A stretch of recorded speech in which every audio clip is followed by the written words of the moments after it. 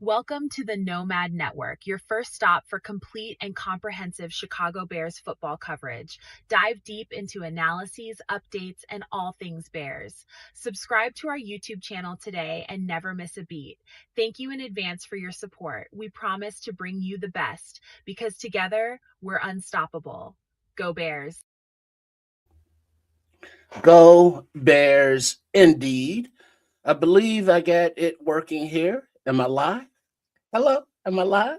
Holler, excuse me. Holler at me in the chat if we're working, because there were some issues with the recording and going live and such. But that's neither here nor there. Atmas, bro. What up to you and the daughters? Now that free agency isn't here for the NFL, I'm looking for any signings, any trades that would affect our beloved Da Bears. But on the left tackle front, the 49ers are now said to be open to trading Pro Bowl left tackle Trent Williams if the situation doesn't get resolved. A resolution has not been easy, and Williams is frustrated with the process. He is due $32 million in salary with a $38 million cap number. He's still playing at a pretty high level, and speaking of still playing at a high level, my eyes are not, as we get all these screens going and reading. Excuse me while I put on my spectacles. You know, you got to get that. These joints with the blue blocks the screen glare, all that. Yeah, it's fantastic. All right, so if I am unaware of any signings, hit me in the chat.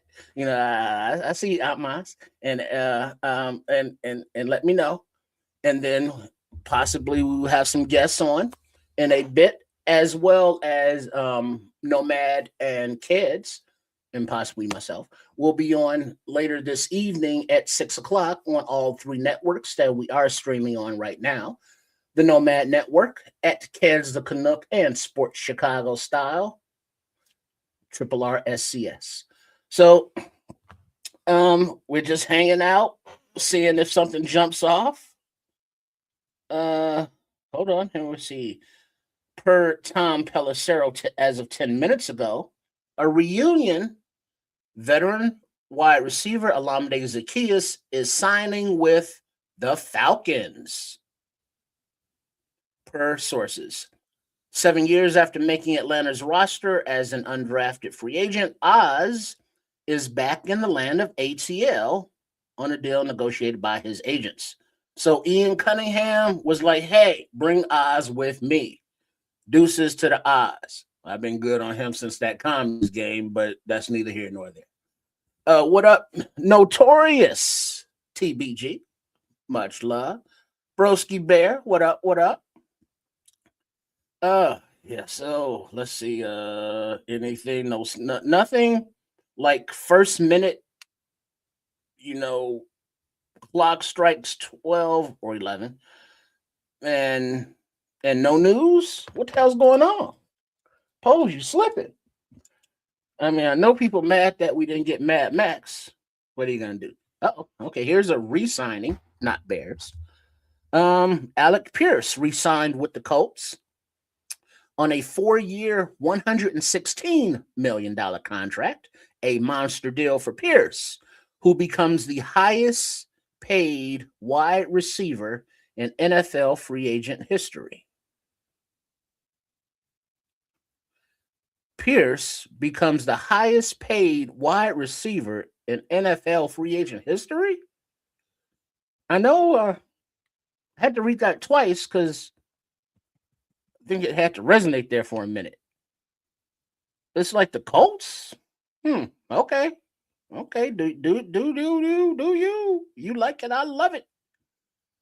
Let's see. The Patriots are signing linebacker, defensive lineman Draymond Jones to a 3-year, $39 million contract. Jones was with the Titans and the Ravens last year.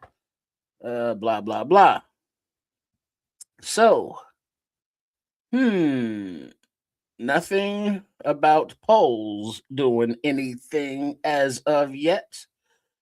Signings. Now, who do you think should be on the top of the list? Because we've already re-signed Daniel Hardy, special teams beast. And then also today, I don't know if you've heard, but I will inform you now as soon as I can get my screen that right. Pardon me. There we go. Thank you. All right. DeMarco Jackson has also this morning, about 4 hours ago, agreed to terms to come back to Chicago on a 2-year, $7.5 million deal with a max value of $10.5 million. So DeMarco Jackson is back in the linebacker room for a couple years, and Daniel Hardy, special teamer, defensive lineman, agreed to a 2-year deal worth up to $6 million. He was a former 7th-round pick and had over 20 special teams tackles this past season, and was selected as a Pro Bowl alternate. So, he's a beast out there on special teams, Hardy is. So he's locked up in the fold for a bit, as is Mr. Jackson. He is for real. So we get some consistency coming back thus far, but no new people. Let's see. The Raiders and cornerback Eric Stokes have agreed to a 3-year, $30 million deal, keeping the former first-rounder in Vegas. He gets $20 million guaranteed. Stokes found his footing after leaving the Packers and now cashes in with a deal done by his agents, of who they name. It seems like the Packers are doing something, because I saw something about the Packers earlier. Oh yeah, they made a trade. Well, what was that trade the Packers made? It was excuse me, defensive lineman Rashawn Gary was traded to the Dallas Cowboys for a 4th-round pick. He was kind of menacing for our quarterback, for our offensive line. Not sad to see him gone. All right. Anything I'm missing, people? If you got your sources, your contacts, you ain't got to reveal them. You ain't got to give up the dirt, drop no names. But shit, let us know.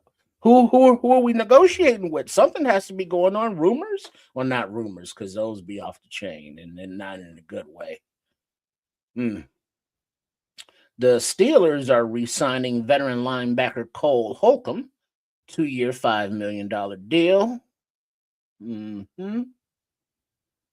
Nothing. So wait a minute. DJ was traded for a 2nd-round pick. Very nice.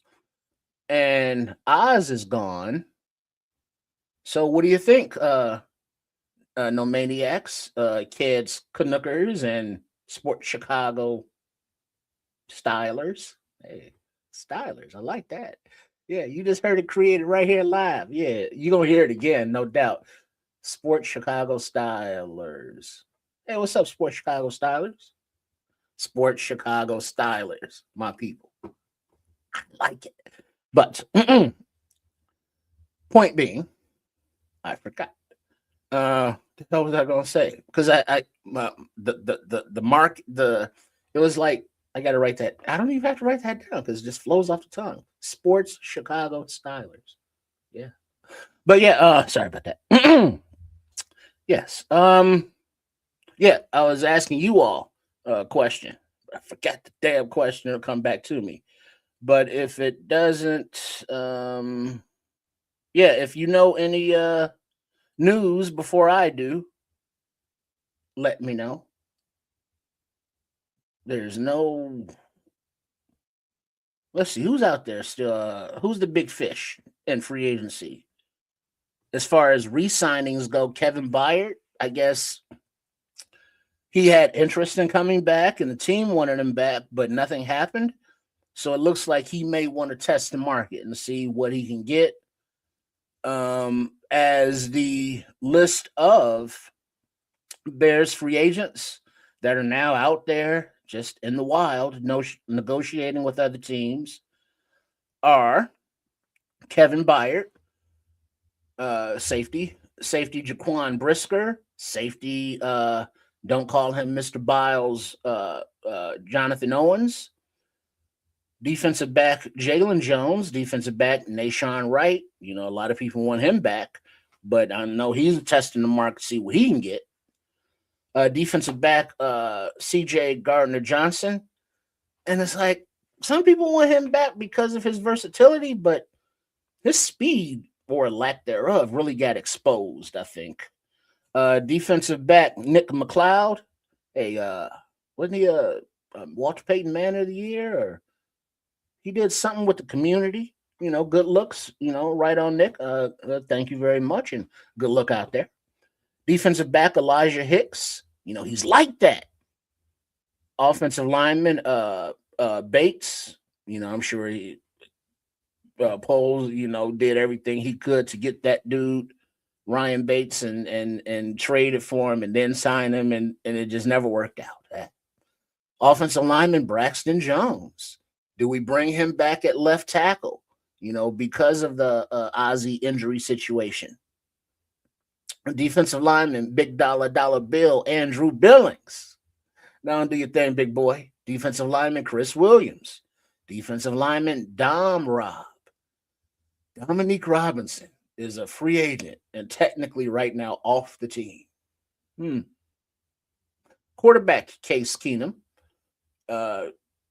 Sure. Wide receiver, the aforementioned Olamide Zaccheaus. He's already off the board, you know, going down to Atlanta. Wide receiver / returner, Devin Duvernay. I would really expect more speed from the returning position, and especially since wide receivers are on the shopping list. Yeah, one is probably going to be a return specialist. Running back Travis Homer, special teams guy. Good luck with that. And linebacker DeMarco Jackson, who has been re-signed by the team. So out of the 1, 2, 3, 4, 5, 6, 7, 8, 9, 10, 11, 12, 13, 1, 2, 3, 4, 5, 6, 7, 8, 9, 10, 11, 12, 13, 14, 15, 16, 17, 18. So if I'm adding that up right, that's 18. You know, roster positions now open because of free agency. One has been re-signed in DeMarco Jackson, and then the other on the list that I've heard about is Zaccheaus. But other than that, we are wide open. So what will happen in the first 27 minutes? Ain't a damn thing happened for us. And that's kind of surprising because, you know, last few years, when the clock, boom, deals was being signed. What up, Raymond? Mr. Granderson. Ha-ha, Mr. Shouty. Ha-ha, spaghetti, motherfucker, spaghetti. You heard me? All right, so let's see. Kevin Byard testing the market.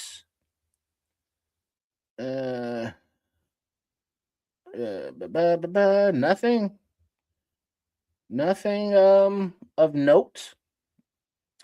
No rumor. Well, like I say, rumors, not rumors, but actual like negotiations. It's like, hey, you know, the Bears are in on Hendrickson, you know, with Dallas just traded for Gary. So I mean, maybe they still pay Hendrickson. Who knows what they doing down there with that plantation.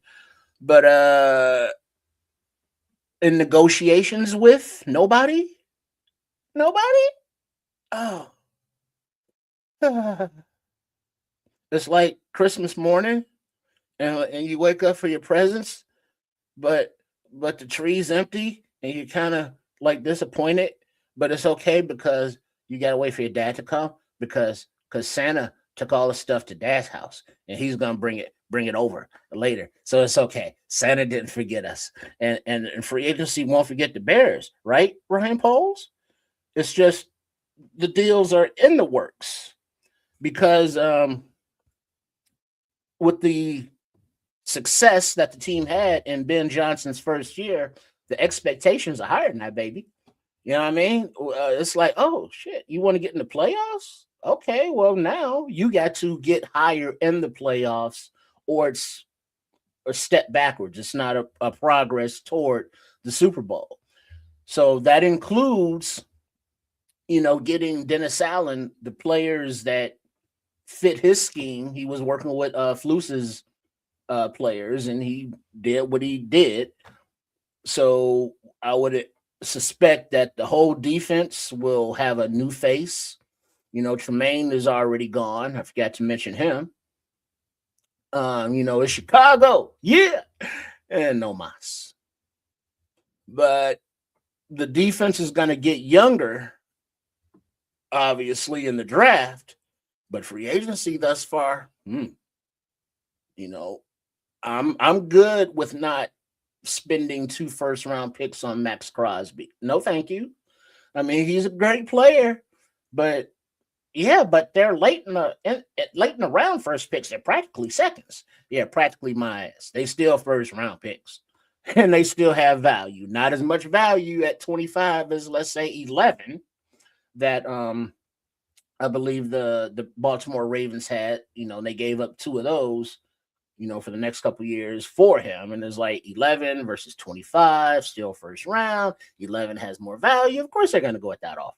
And thank you for not offering up something else, because with the holes on this team, the question at left tackle, the trading for Mr. Bradbury, that was on time, because as we see, the center market is cray right now. Linderbaum, 20 mil or abouts. The Bears could make that happen, but it's like, trade a 5th rounder next year that he'll gladly trade you for a starting caliber center today. Cool. And then I'm sure we will also address center in the draft, because some are saying that they're training up Luke Newman, who looked pretty good last season at guard. His snapping was a little sus, but they were looking at him as maybe a center. But I'm thinking Newman is the heir apparent to Jackson. You got Jordan McFadden at left guard backing up Joe Thuney. We need an actual dedicated center who's done it. And so, it wouldn't be a first rounder or a second rounder, because I don't think centers start coming off the board till end of the second, third round, or what have you. So all that to say that being a first round pick at 25, I think Ryan Poles trades back out of that first round into, the second, third, fourth rounders, where the meat of this draft is, because it's a middle heavy draft, not a top heavy draft. So to get back into those sweet spots, I can see a trade back. Let's see what it was at. Pole's gonna do some deals at 1 or 3 a.m. Yeah, he do be a night owl. Burning the midnight oil. Do what you got to do. Still just news of nada. Just the same. Well, Cade Otton is returning to Tampa Bay.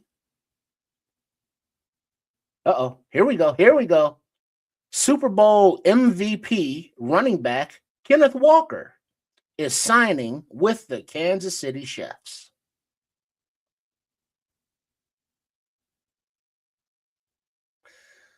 Super Bowl MVP running back Kenneth Walker is signing with the Kansas City Chiefs.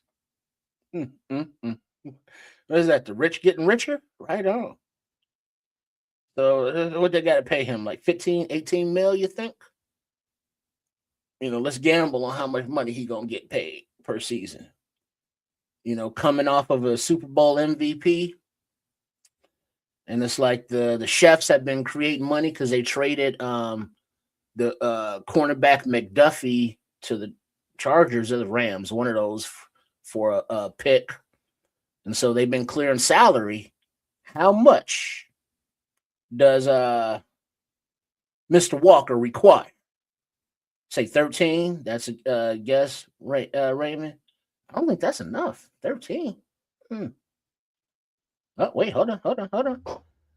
The Chicago Bears are among teams that are interested in Steelers cornerback James Pierre, per Josina Anderson.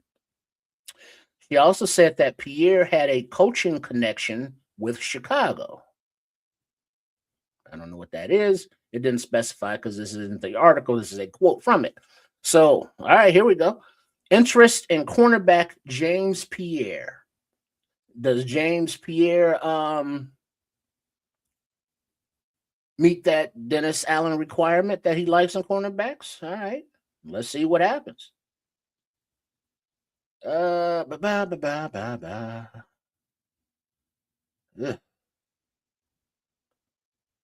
just the Walker news. We already repeated that. It's better now. I can see. Oh yeah, K-Dot and the tight end re-signing. We saw that already with the Buccaneers. Nope, no signings for us. But now, here's the interesting thing.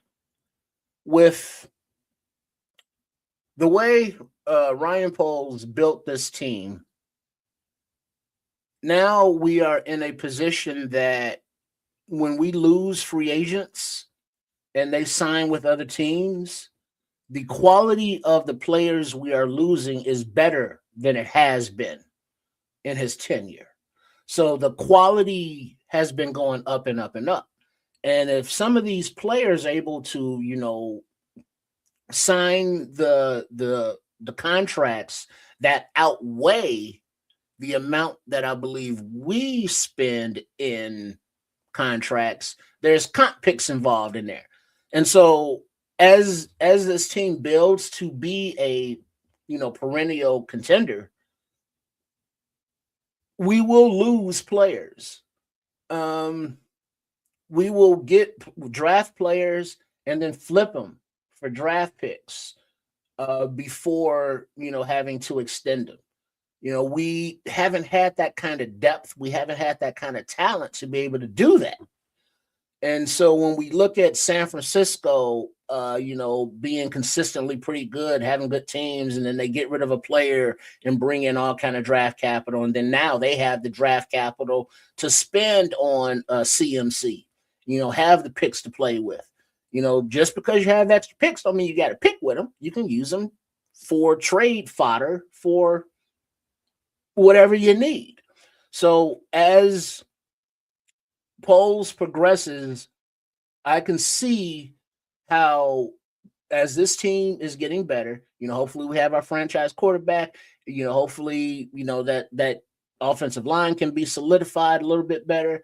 Hopefully the defense, there's a lot of hopefullys, I know, but we are on the right track, and Coach Football Psycho Ben Johnson, he's keeping it in line. So as we lose players, hopefully the exit plan strategy would be to gain an asset for those players in trade, in a comp pick, in some kind of way. But that seems to be the way teams. Oh, hold on. What is it? Get better. All right. Another former Chiefs cornerback in LA, former KC quarterback Jalen Watson, reached an agreement today on a three-year with the Los Angeles Rams. The Rams now will have two former chef cornerbacks Watson and McDuffie, the KC Rams. Ah, yeah, good one, Adam. All right, so yeah, McDuffie, the one, yeah, it was the Rams. Okay, cool.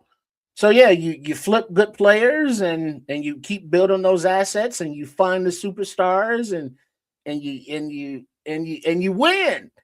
You yes, and you win. That's what happens.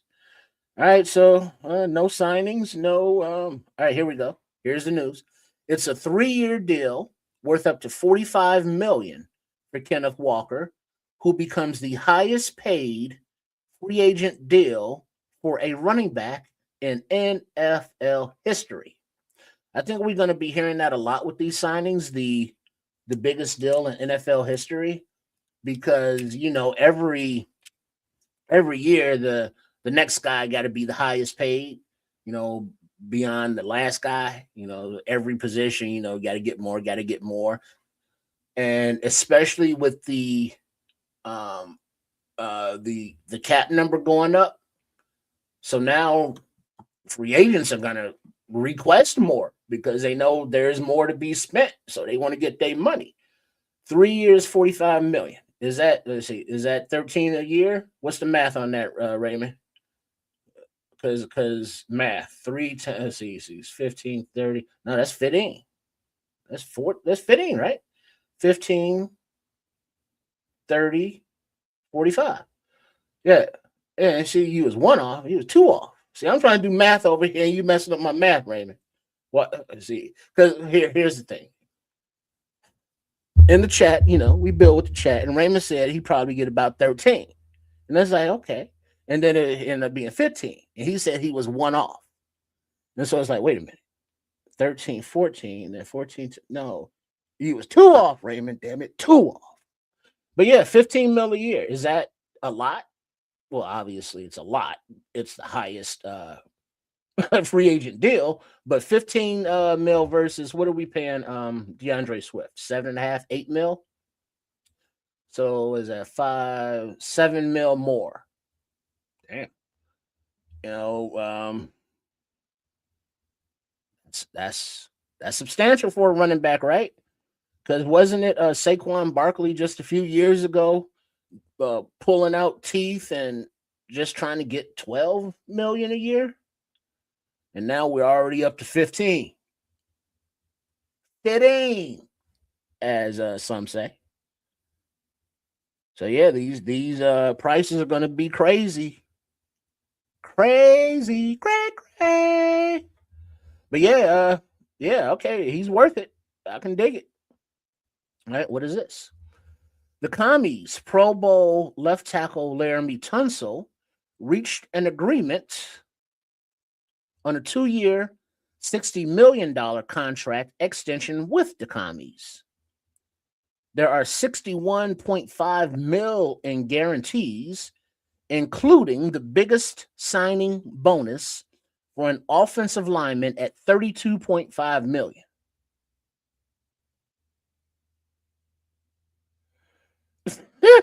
Jeez, okay. Tunsil was the NFL's first 20 million per year offensive lineman. He was the league's first 25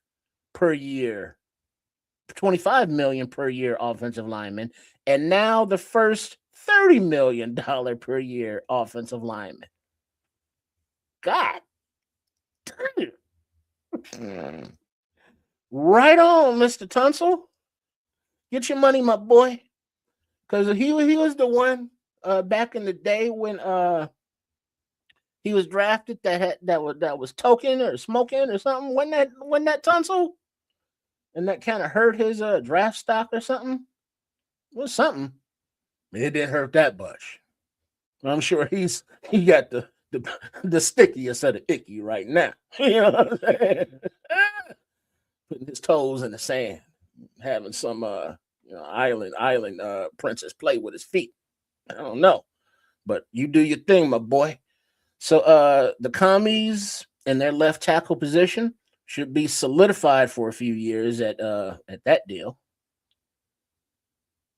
And there still seems to be no Bears Movement. Ah. Ah. Ooh. All right. Nope. There's nothing there. Any updates? Uh, people in the chat. Everybody. Kids, the Canuckers. The Canuckers. I like that one. No Maniacs, the Kids, the Canuckers, and the Sports Chicago Stylers. What up, y'all? Right on. This it just comes to me. I don't know. I don't ask for it. I don't look for it. It just boom. A lot of things just boom, boom. Ah, as you can tell from the content there on Sports Chicago Style. Wait, what is this now? All right. Jalen Phillips, defensive end, has agreed to a 4-year, $120 million deal with the Carolina Panthers with $80 million in guarantees. So there is another defensive end off the board. All right, Jalen Phillips, 4-year, $120 million. Wait, so that's 15. Wait, so 612. No, it's not 60. How much is that a year? 3, 6, 7, 8, 9, 30 mil a year for Jalen Phillips. So are we thinking that Trey Hendrickson is gonna want like 35, 40? Hmm. Hmm. I wonder. I wonder. I wonder. Hmm. How much money we got? We got a few. The Bears have around 23 million in cap space after the Jackson deal. They have 0 safeties, 2 defensive tackles. Yeah. Oh damn, what's this all about? After hearing he was traded to the Buffalo Bills, DJ Moore was reportedly over the moon with excitement. Cool. Uh, mm, yeah. There's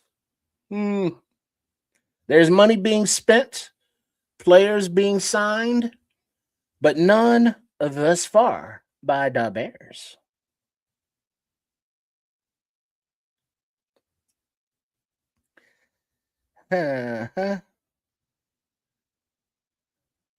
Yep.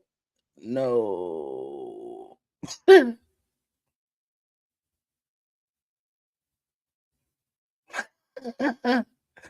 the I'm sorry not to bag on him. But it says veteran wide receiver Lamar Zaccheaus expected to sign with the Falcons. The reliable Zaccheaus had 39 catches, 313 yards, and 2 TDs last year. And it's like, he's a good blocker. He was always the first in the end zone to celebrate when one of his teammates made a TD. He was reliable for that.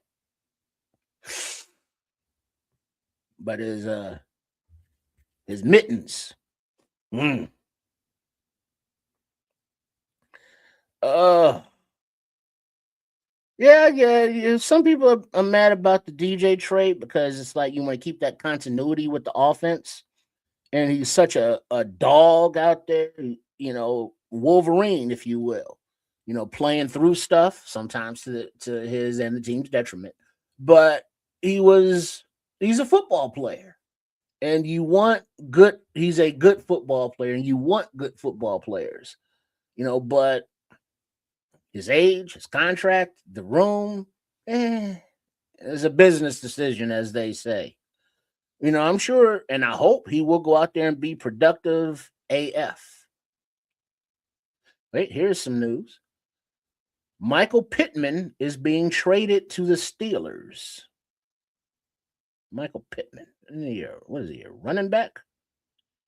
What is he? No, that's the wide receiver, isn't it? From the Colts. It saves the Colts over 20 million in cap and fits the need for the Steelers for a veteran wide receiver. Yeah, they paid Pierce, and it was like, all right, Deuce's Pitt. And you got to make moves. It's a business decision. But the return, shit, a second round pick, that is the Carolina trade, and I trade is still being milked, if you will, because DJ was a part of that trade. And so now with DJ being traded, you still got a second round pick in 2026, from that trade after 3 years of service with DJ. And we do appreciate that. So that's not a bad deal if you're looking at that deal aspect of it. Now, the on the field continuity with the wide receivers, let's be honest. Did we ever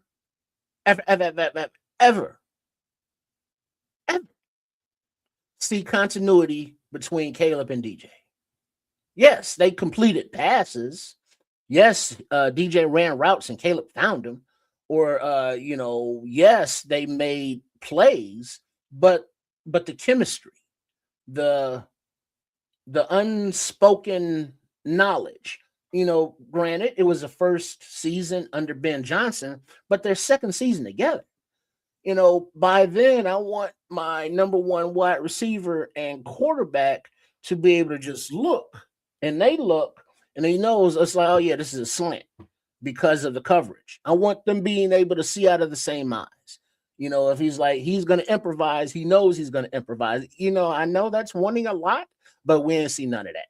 And it's not a knock on the thing. It's just saying that, yes, DJ was instrumental in winning the Packers games because of those catches. And if he's not there, who's making that play? Well, that's the thing about team sports. The next season, there's going to be different players, and somebody has to make that play. So we don't know who it is, but if the scouting process, if the development process is all on pace, which we hope it is, by looking at the last year's rookie class and how they were able to contribute, to a man almost, if we can keep that going forward, we should be good.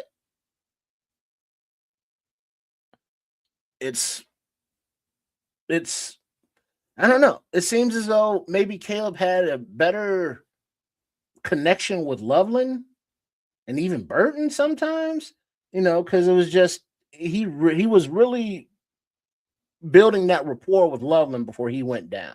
We could see that. And that looked like more chemistry than DJ, is just my point. And it's like, yeah, Rome, the beginning of the season, Rome Odunze, he was cooking. And it was becoming, a thing that is like, oh shit, Rome, okay. But then that injury, that foot injury or heel injury, whatever the hell he got, it derailed his whole season. And now, being not healthy but trying to tough it out, you're not you as an athlete. You're a percentage of yourself. And does that account for some of the drops? Is that an excuse? Is that a reason? This can't be a reason, because there wasn't nothing wrong with his hands. It was his foot. But mentally, he could be off because it's like, ouch, damn, I missed. You just never know. And if you're hurt as a player, just come back healthily. And that's another thing I got a beef with this damn training staff. I'm going to say it, and I'm going to say it loud and proud. Why are we putting players back on the field too soon, and they injure themselves in the damn warm-ups and now are out for another couple weeks instead of just keeping them out for another week and let them heal?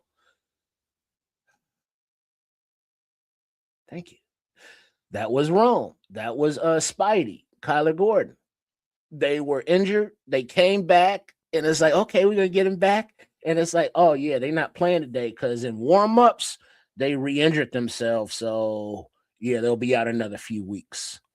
And that happened a couple times. So the medical staff in this in Hallis Hall. I need to see some changes. Let's see, what is this? The Giants have reached an agreement on a 3-year deal with former Ravens tight end Isaiah Likely. So Likely goes to the G-Men. Let's see. And after the trade of Pittman to the Steelers, they are preparing to sign Pittman to an extension. We knew the Jalen Phillips news. Oh, wait, here we go. We got Bears news. 2 minutes ago, according to Tom Pelissero, the Bears are signing defensive tackle Neville Gallimore to a 2-year, $12 million deal. Sources tell insiders. Deal negotiated by Lyft Sports Management.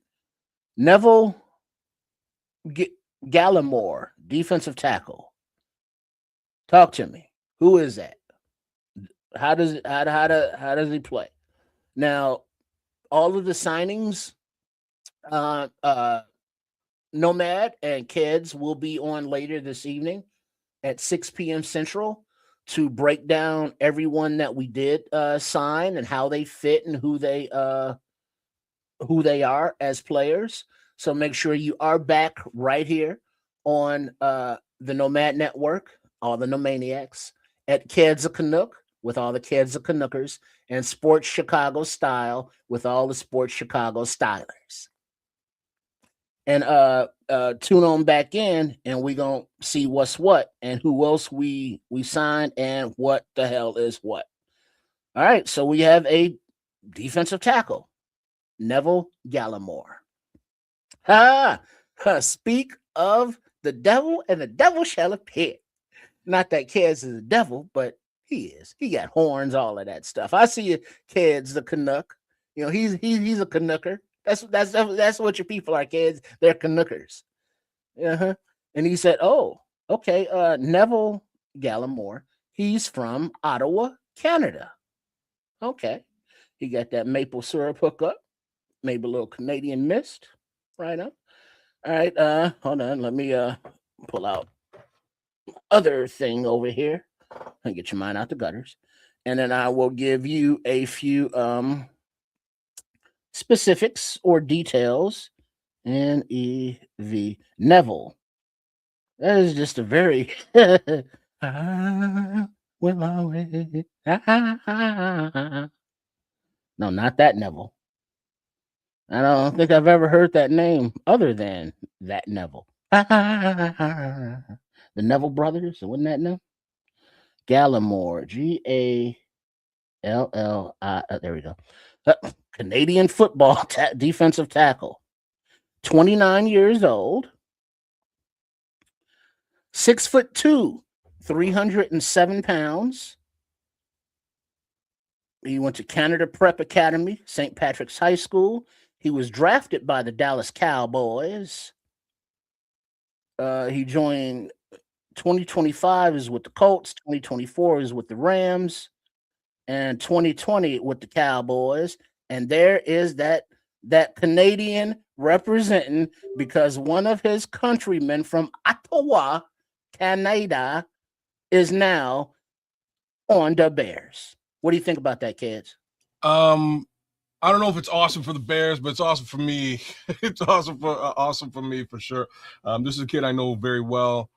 He played for the same like city type team as my son. He's a couple years older, and I used to watch him on a regular basis. Him and the quarterback for that team, his younger brother used to play wide receiver with my son, like on my son's team. So they would play together all the time. Like I'd see a lot of Neville. Neville's a really good mannered kid. I know he before he went to the US, he was kind of looking. He gave my son a little bit of a walkthrough here in the university, Canadian university here, before he actually went off to the US and started his trajectory into the U.S. draft and stuff. Great kid, man. Know the family, good family. He'll bring a good demeanor to the team. That much I can tell you. What it do, Shorty, man? Good to see you, man. But yeah, he can play ball, man. He's actually pretty good. He's a good little bowling ball. I'd say something in the vein of your Travis Bell, a little bit bigger than Travis Bell, but a little bit slower than Travis Bell. But all that being said, he a run stuffer kind of guy? I'm gonna say no. He's more of a rush the passer type of guy. Right. So he's gonna break through and try and get at that, add that pressure, get at that QB, man. That's Neville. I haven't really been watching too much of him in the NFL because he's been in places that I don't pay attention to, aka the Dallas Cowboys. I believe he was somewhere else last year, but I know he was with the Colts last year. So he was with Dallas. Dallas drafted him. He did all right over there, got another contract with the Colts. I assume more than anything he is a depth player at the defensive tackle position, which we require. But I'll say the thing that immediately popped into mind, I think, in my opinion, that's probably this signing is probably because they're leaning towards Akeem Medziador to make things feel a little bit more at home. Because again, Akeem and him would have been playing against each other. I think Akeem's a year younger than him. They would have played against each other in tight growing up. They would know each other very well. So who do you think Neville? Love that name. It's like one of the most Jamaican names you could possibly have, by the way. Shout out to the Jamaicans in Canada, aka me. So who is he like the Chris Williams replacement or the dollar bill replacement, you think? Chris Williams. Okay. Chris Williams, not so much dollar bill. He ain't that big. You know what I mean? He ain't that kind of bowling ball, man. You know what I mean? Does he get fired? He's a bowling ball, not a butterball. He played to the whistle. You got that dog in him. He does have the dog in him. At least he did as a younger kid. So I haven't been watching him in the NFL, so we'll have to go back and actually take a look at some tape. What did they pay for Neville? Do you know what the dollars and cents was? I do not have the numbers yet, but while we research that, I do have a few announcements. Okay. The Jets have reached an agreement today with defensive end Joseph Osai. Holy crap. On a 3-year, $36 million deal that includes $22.5 guaranteed. So defensive end Joseph Osai is off the board. The sources say the Dolphins are signing Packers quarterback Malik Willis.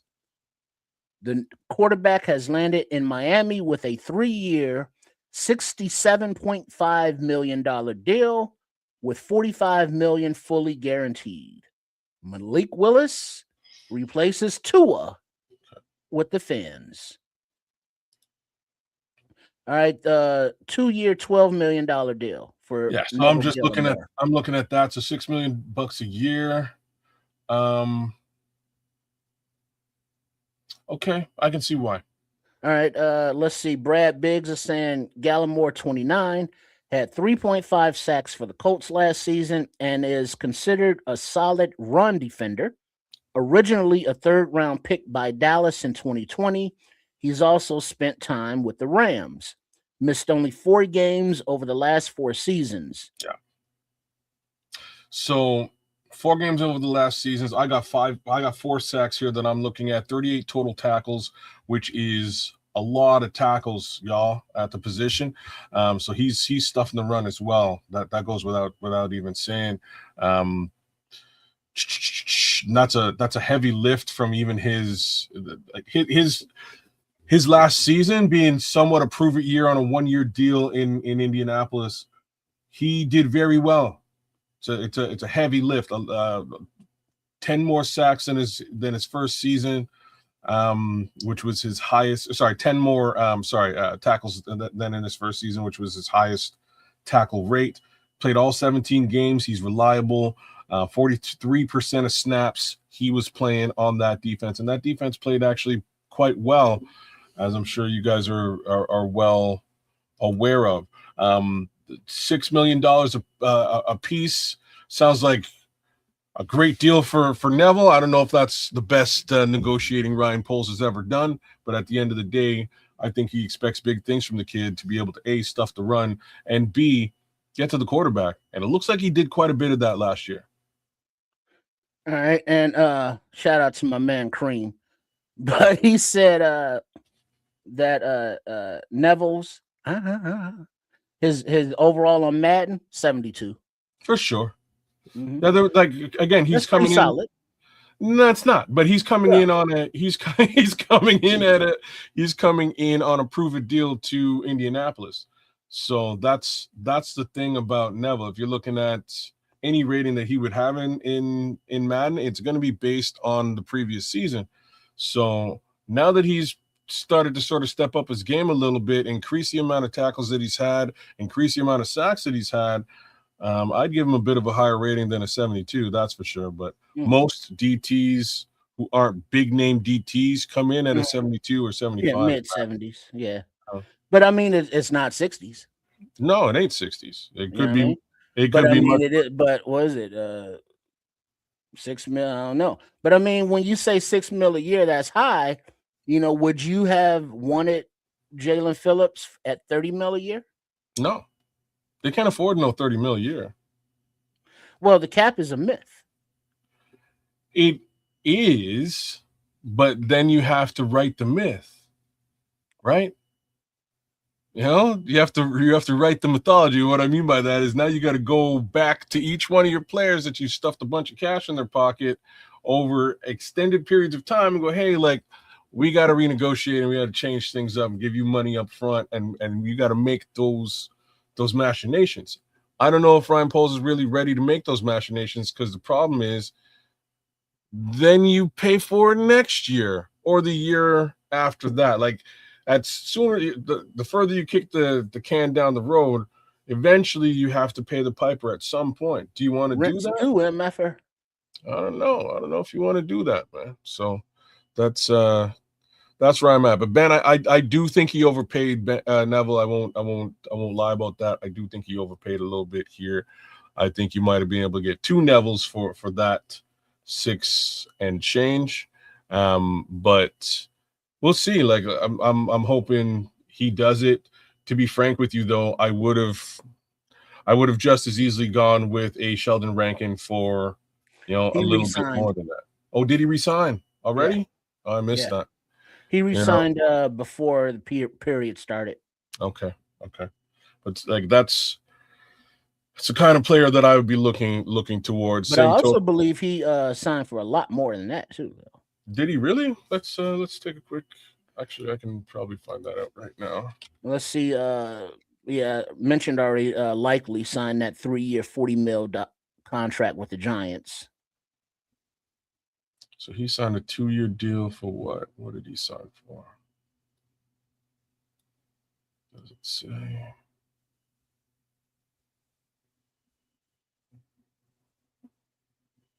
Or is this a 1-year deal? Maybe this isn't updated yet. Let's check the Twitterverse. Does it show that it is resigned now? It does. Okay. Oh snap! Yeah, they paid way more than that. They paid him $26 million on a 2-year. Wait, 26 on a 2-year? Yeah, that's $13 million. That's 13. Yeah. So 6 or 13. Is the play gap that different? Yes. Okay. Is it for that extra, $6-7 mil worth it? You're paying for, you get what you pay for. Don't get me wrong. So yeah, it is worth it. $12 million guaranteed to come by. I'm just happy that a kid from my hometown made a couple of bucks off the NFL. That's all I could really say about this. I'm pleased about that. That's very cool for Neville and his family. But reality here is, getting to that upper echelon of defensive tackle might cost you a couple bucks. And same token, they may be like, there's a lot of conversation about a certain Jalen Carter, so they may be in conversations about getting another DT here. This way, they don't have to focus on that position in the draft. So I wouldn't be surprised by that. Yeah. Well, there is a reunion of veteran linebacker Demario Davis is signing with the Jets, Jets, on a 2-year, $22 million deal with 15 fully guaranteed. Yeah. Davis just turned 37 years old. Crazy. And this is year 15 in the league. He's getting paid what? A 2-year, $22 million. Oh, no. Oh, yes. Wow. Good for him. That's crazy. I think it'll be quiet too, Patrick. I don't think anything spectacular is happening. You're saying it too, like maybe a Bagent trade. If a Bagent trade happens, I unfortunately feel like they probably won't be getting what I would like to get out of the deal, or what Shorty would like to get out of the deal, which is everything under the sun, clearly, because he doesn't want to get rid of Tyson Bagent at all. But that might happen. Outside of that, I don't think it's going to be. I think we're back where we were when we started this thing, which was build through the draft. I think that's what's gonna happen, and I think he's going to plug holes now to make that an actuality. So we have our left tackle of the future. He's unfortunately on IR. I expect them to probably find a left tackle over the next week, not necessarily today, but over the next week. I don't think it's going to be a big name, like a big dollar signing, but it'll be a signing nonetheless to stave things off so that Ozzie can come back and take over the reins. We got the center. It's really defensive line that I think they're going to want to address, and perhaps wide receiver. Keep your eyes peeled for wide receiver. We did lose Olamide Zaccheaus, I'm under the impression of. I did hear something. Yeah, he signed with Atlanta. Yeah, so Olamide Zaccheaus is gone. That being said, we may wind up grabbing a middle of the road wide receiver out there, Laviska Shenault, somebody like that can do a couple of things, and it's just not going to be a big deal. 20, $30 million signing. I just don't see anything like that happening. Well, here's another defensive tackle signing for the Saints, though. John Ridgeway got a 2-year, $6 million deal. So $3 million. So he got half of what Navarro got. And this is who, John Ridgeway? Yeah.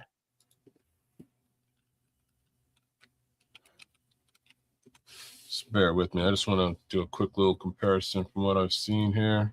Mm-hmm. Yeah, completely different player, man. He's Neville's worth a couple more. He's worth at least twice as much. Okay. Just looking at what we're talking about. John Ridgeway played 4 games last year. 6.49 snaps. Neville played 17 games, 43% of snaps. He had 4 sacks on the season. John's got 0 sacks in his career. Tackles on season 11 last year. In its 17-game season, 31, which is pretty close to Neville. That's pretty good. But again, no little to no pass rush or pressure. So there's a stark difference between the two if we're comparing. All right. Well, now here's some possible news. The Bears, per J. Jones 9, are eyeing Seahawks safety Kobe Bryant. Okay. Just 26 years old, 6'1", good ball skills. So the Bears are actually in the rumor mill right now, and that has to do with safety Kobe Bryant. That makes sense because it doesn't sound. We're getting to the 11th hour here. It doesn't sound like there's going to be a Jaquan Brisker revival. Still time for a Kevin Byard re-signing, and if it was me, like you don't rock this particular boat, man.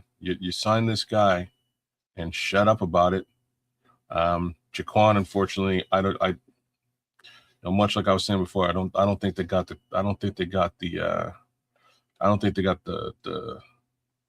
pockets for that. For Kwani? For Kwani B, man. I don't want him at 25, Patrick. I want him just like he's a linebacker. You know what I mean? Like I wouldn't want like Jacob Rodriguez is super good. There's about 3 or 4 other guys that I would replace him with. Kyle Lewis. There's a couple other guys.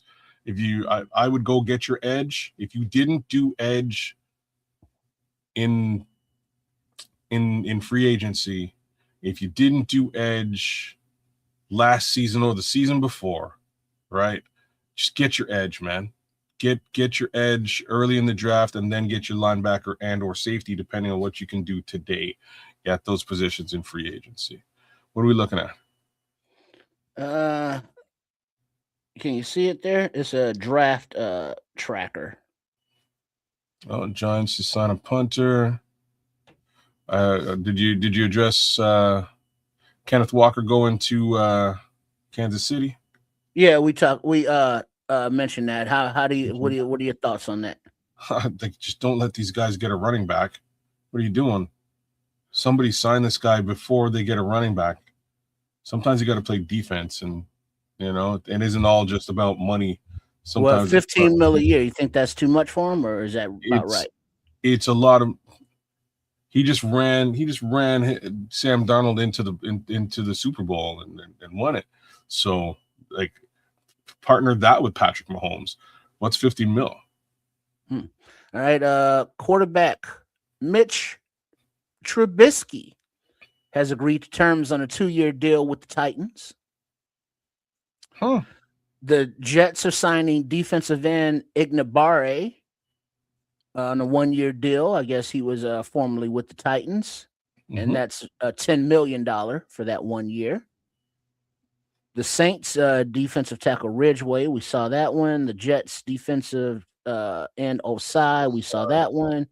So I think we're caught up. Vikings signed cornerback James Pierre. Okay, corners are making good money. Yeah, the Pittman, in Pittsburgh, getting a new deal. And you saw how much Pierce got paid. Crap. Can you go back to that? 3 years, 50, it's like 60 mil. So 20 mil a year. Okay, the Steelers are giving wide receiver Michael Pittman Jr. a new 3-year, $59 million deal. Yeah, that's crazy. Yeah, so basically 20 a year. That's crazy. All right. But did you see what Pierce got?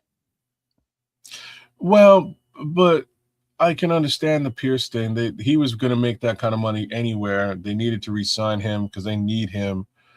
They have a quarterback. They have a connection. Pittsburgh doesn't necessarily even have a quarterback. We'll see if Aaron decides to step away from my ayahuasca vacation to. Well, here's some news. The Patriots agree to terms with fullback Gilliam. Yeah, that's big money for a fullback, though. 3-year, $12 million, $6 million guarantee. No, that's okay. That's all right money. The Tampa Bay Buccaneers signed linebacker Anzalone. Alex Anzalone, 2-year, $17 million. Down to the Buccaneers. That's a good move for Anzalone. There's speculation he might wind up here, but I guess not. The Giants are not done. Yeah, well, punter, I think we're caught up now. Running back Gainwell to sign with Tampa Bay. Tight end Hooper signing 1-year deal with the Falcons. Is in the Falcons because the Falcons, I assume, have let Kyle Pitts. I thought they tagged him.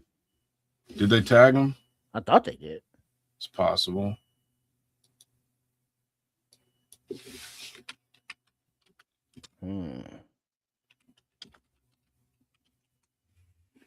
Yeah, so we got on the screen here the NFL free agency tracker.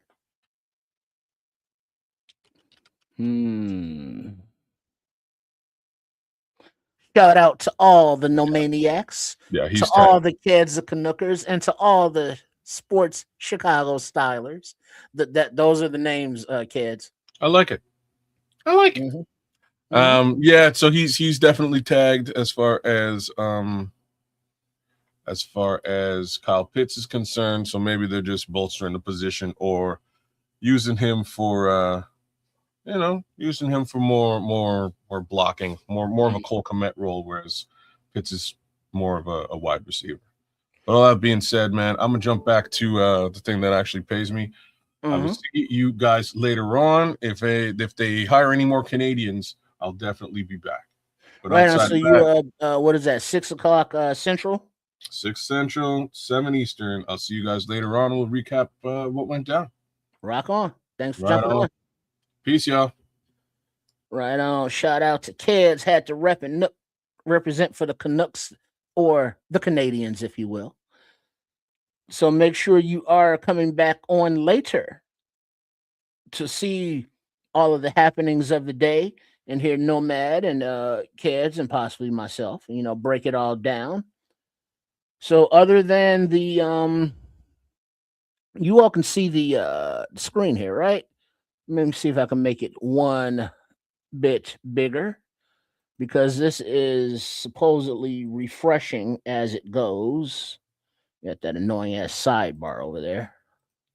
And there we go. All right. The last transaction across the wire. Hunter Wright signs a 4-year deal with the Saints. Vikings punter Ryan Wright is signing a 4-year, $14 million deal. Includes $8 million guaranteed. Punters getting paid. Fullbacks getting paid by other teams, not by the Bears. All right. So what do we think? Would Kobe Bryant be an upgrade to the defensive backfield? And is he a free or a more strong safety? I don't know. But I'm thinking he's pretty good. That would be a nice upgrade, I'm thinking. You know what I mean? But I'm just not sure at what position. Is he, the Brisker replacement or the Buyer replacement, quote unquote, so to speak?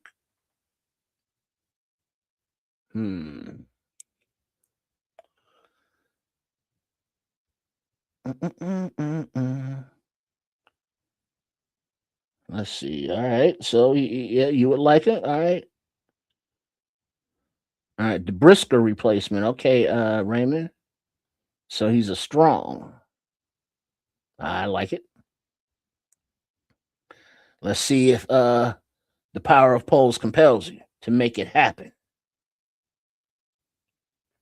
Because thus far, we just got a little defensive tackle depth in the form of the Canadian, Neville Gallimore.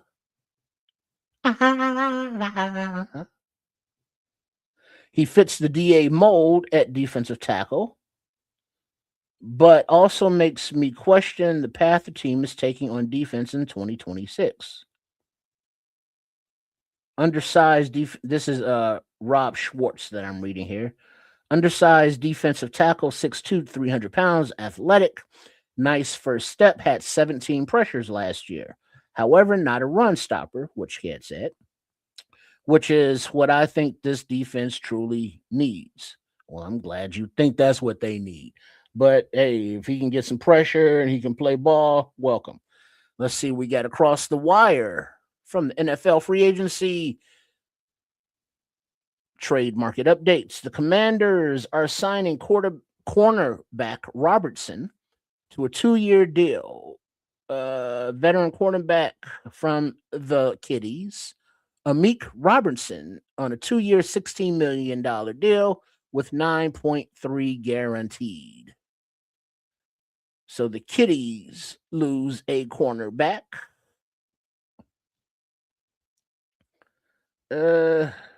Okay. All right. So who we getting, y'all? Who we getting? I want some more players, cause we got a lot of holes to fill. Ryan Poles and uh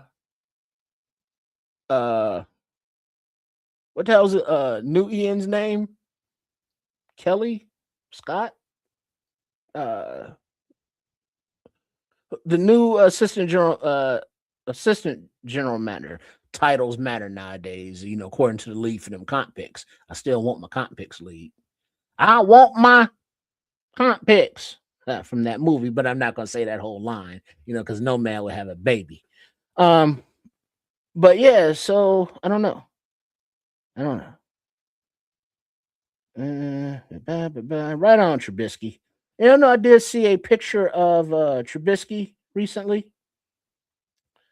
And he was with his wife, and she was pregnant, and he was holding a kid like a little toddler or something.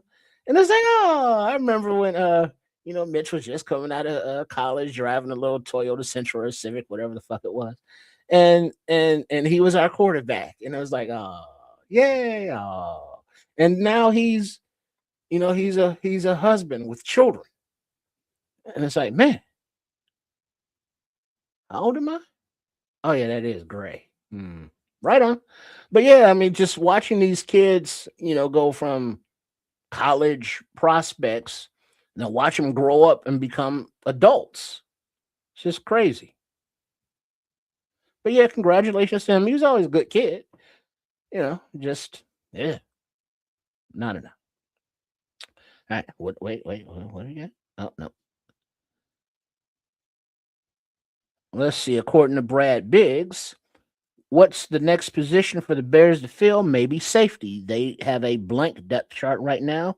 If they do not resign Kevin Byard, and that has been a goal, wonder if they would pivot to Nick Cross. From the Colts. Yeah, the safety. Man, Cross and Bryant, would that be a nice upgraded safety unit if we can make that happen? Oh, that would be lovely. Oh, wait, hold on. We got news.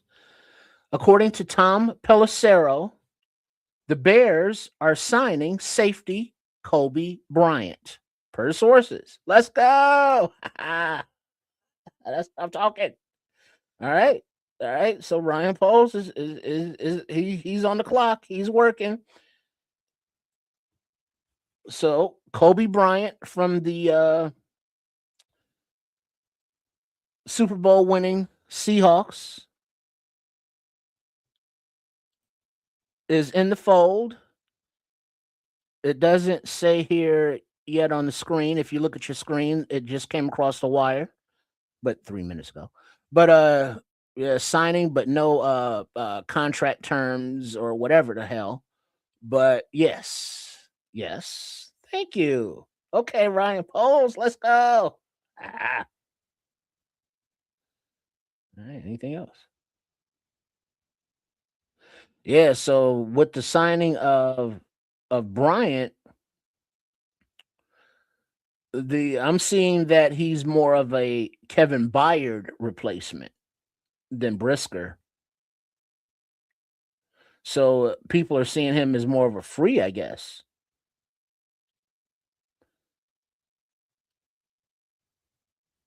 And so if so, that means Byard is out of there too, permanently.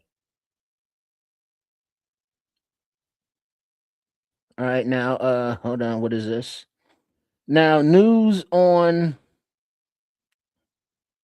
I think this is Neville. Oh, he's got in the gym playing basketball, doing crossovers and dribbles behind the back, dunking the basketball. And then Greg Gabriel, GG, big up. What up to the Podfather, Aldo, all due respect. This is Greg Gabriel. I was told 2 weeks ago that the Bears are trying to improve speed along the defensive line, especially inside. A Colts front office member told me that Neville is tough as nails, fast, plays his ass off, strong and a disruptor. That's exactly what I was told the Bears were looking for. That's what I'm looking for. So Neville was targeted because of his attributes, and the Bears got their guy. I ain't mad at it. I ain't mad at it at all. And because he's from Canada, cool. You know, it's all goody goody. Let's see, we got any Bears are signing Bryant, but still no financial details. But whatever. Whatever. Let's get it. Let's get it, Bears fans. How we feeling about the Bears signing of Kobe Bryant? How you feeling, the Maniacs? How you feeling, Canuckers? How you feeling, Sports Chicago Stylers? Okay. Are we like, okay, all right, we doing some things. You know what I'm saying? Getting younger in safety, getting faster back there. You know what I mean? Let's go. Let me make sure because I got two different screens working over here. Got me working day and night. Is that still working? There we go. We'll put that one over there. And so, yeah, that'll go up there. Let's get a refresh going here. I think it auto refreshes, but you know.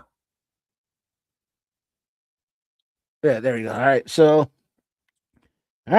it's been not a big name signing because Kobe Bryant, is he a big name, so to speak? But in the safety area, maybe so. I don't know. But he's a solid player.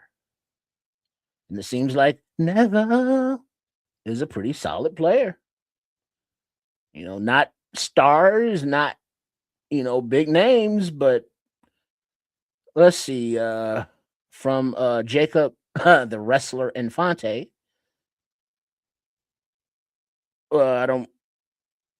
Let's see, what am I reading here?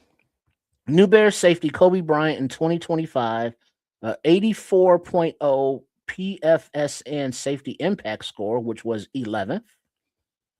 4 interceptions, which was 4th.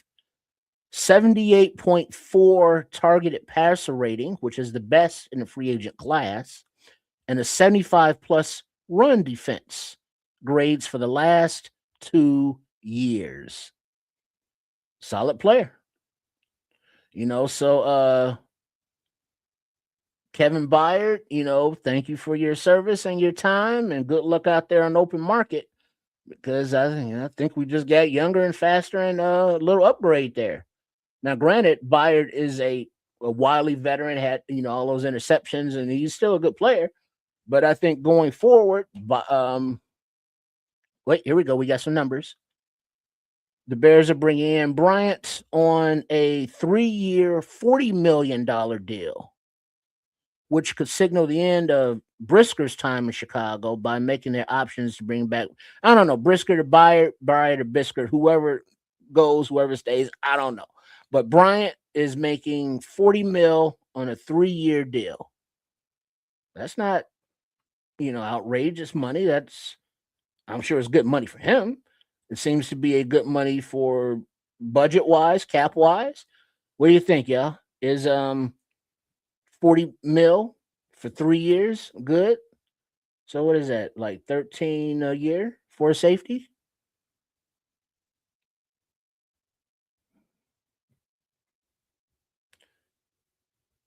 Yeah, 13 point. Look at my math in the head. 13.33 mil a year. He's younger. So yeah. Let's see. Some are saying that Neville is better than Williams and Billings. He's probably a defensive tackle 4.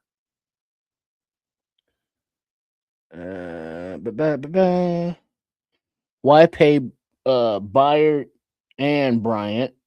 Gonna have to draft another safety. Yeah. But I mean, remember, there's Brisker, who's the strong, Byard, who was kind of the free. Now we know that Dennis Allen likes that versatility, and so he's going to want to be able to have that be interchangeable, I would think. And then it looks like Bryant fits better than that. Now, updated news: the Lions are signing center Cade Mays. Looks like he's from the Panthers. No financial details. So centers are definitely moving around the league. Now we are caught up on Robertson. We know about the Bryant signing, 3 years, $40 million. And the punter, the Falcons are signing a punter. Yeah. 3 year, $9 million, $3 million a year, 5 guaranteed. The Lions are dressing their offensive line, which is also now in somewhat of a shambles, as is the rest of the kiddies team. So yeah, I love to see it. Love to see it. Oh, and our obligatory FGB for the day. Yeah, there it is. The financial details for the Robertson. I think we already get that. Oh, who else are we gonna get? Who else are we gonna get? Let's see. Draft and still try to sign Brisker cheap. Brisker's trying to get paid. Brisker, Quantity B, and I ain't mad at him. Let me clarify that up front. Get your money, my boy. But as you can tell, he's trying to maximize his contract value. So there will be no hometown team friendly discounts, because technically his hometown is Pittsburgh, I think. But no team friendly discounts and none of that. And I wouldn't expect him to take it. Get what you can get. And if it ain't here, it ain't here. But also, I ain't trying to overpay him either. So good luck out there. Because he's a good kid. But he got to get his money while he can get his money. And I support that fully. I just wouldn't give it to him here. I'm just saying. But if we do, cool. Yay. But if we don't, cool. It's all love. It's all love. Let's see. Nothing new. This is a very kind of slow moving thing. Usually a little more jumps off. A little faster. In the recent years.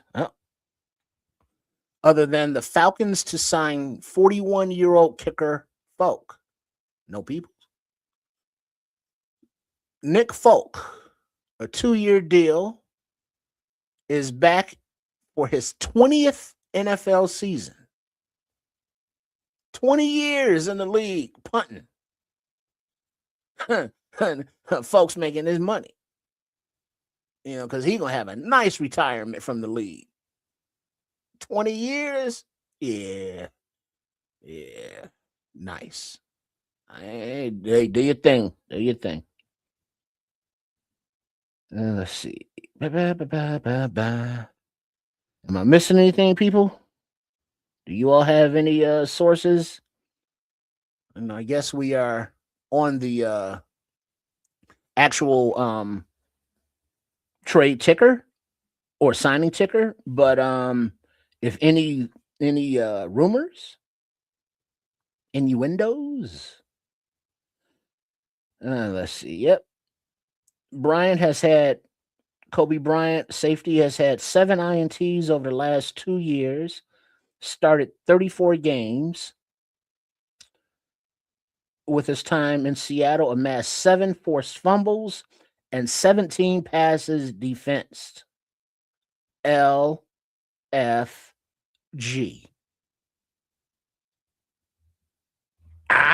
Okay. All right. Okay. No, nothing but Brisker to Byard, we don't know, but Bryant is in the house. Wait. Brisker, Byard, Bryant. The alliteration in the safety room is ridiculous. Oh, and who is this J Jones 09? Jack Jones. You know, these insiders, and who is what is it, a dog? Ricky? Pretty Ricky? No, that Pretty Ricky, somebody different. Is Ricky. And then the just all the teams with their fake handles, and it's like putting out false news. It's like, why? What are you doing? And it's like, oh, we're signing that guy. Fake news. Like, damn it.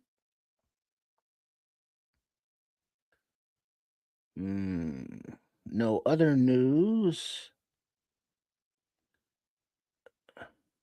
You know, it's weird because I'm seeing these pictures of Kobe Bryant and with his uniform on and his head wrap.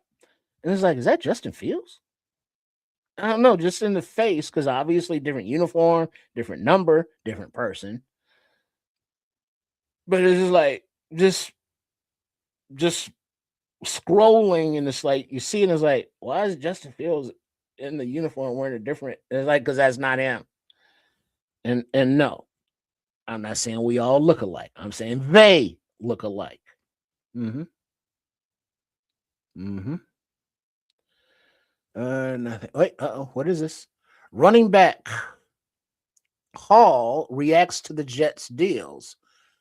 Running back Brees Hall was franchise tagged last week by the New York Jets for $14 million, and then he tweeted, "Damn, we sure got a lot of money in Florham Park. All these contracts, dude, signing. Damn, we sure got a lot of money in Florham Park. All these contracts, dude, signing."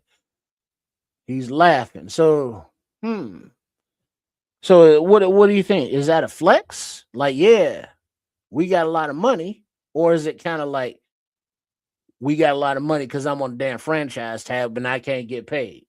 Now that sounds like that kind of sarcasm. Damn, we got a lot of money, but I can't get a contract. Is what I'm hearing from Brees Hall. Now I could be wrong, but I'm not. He like all these contracts dudes is signing, and y'all got me on the franchise tag. Now, 14.2 million, that's nice and all, but we see what Walker just got, 3-year deal. I think Brees is a little salty. Now, other news.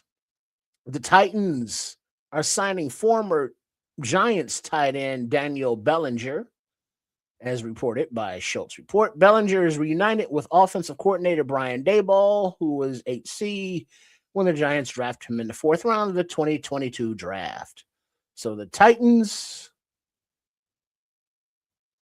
get a tight end. Exciting stuff. Red Baron, what's going on, brother man? Big up to everybody joining us this impromptu live Monday early afternoon. As free agency, the tampering period is open.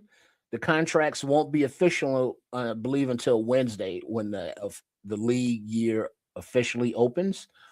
But yeah, shout out to everybody that is interested and down and seeing what the Bears are doing, whether you are tuning in on the Nomad Network, on Kids of Canuck, or Sports Chicago Style, Triple R SCS. Make sure you are subscribed to all three, please, and thank you.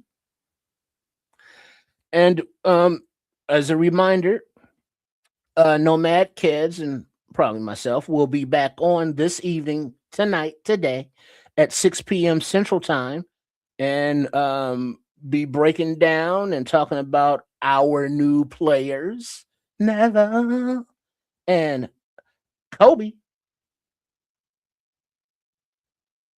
Let's see. Titan, nothing new. No, nothing. No innuendo rumors. Nope, not seeing nothing else. All right, so we've addressed as team-wise defensive tackle depth, and we got a starting safety. And that's about it. not saying that these are bad. You want more, but no more, not right now. But also interesting that Trey Hendrickson, I guess the big fish on the defensive end market has not nibbled anywhere that I can see. So there are still some names out there, or talents out there.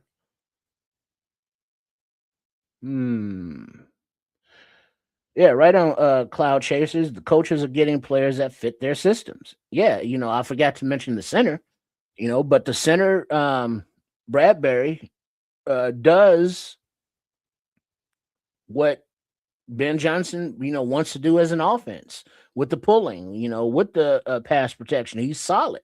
He's a good vet.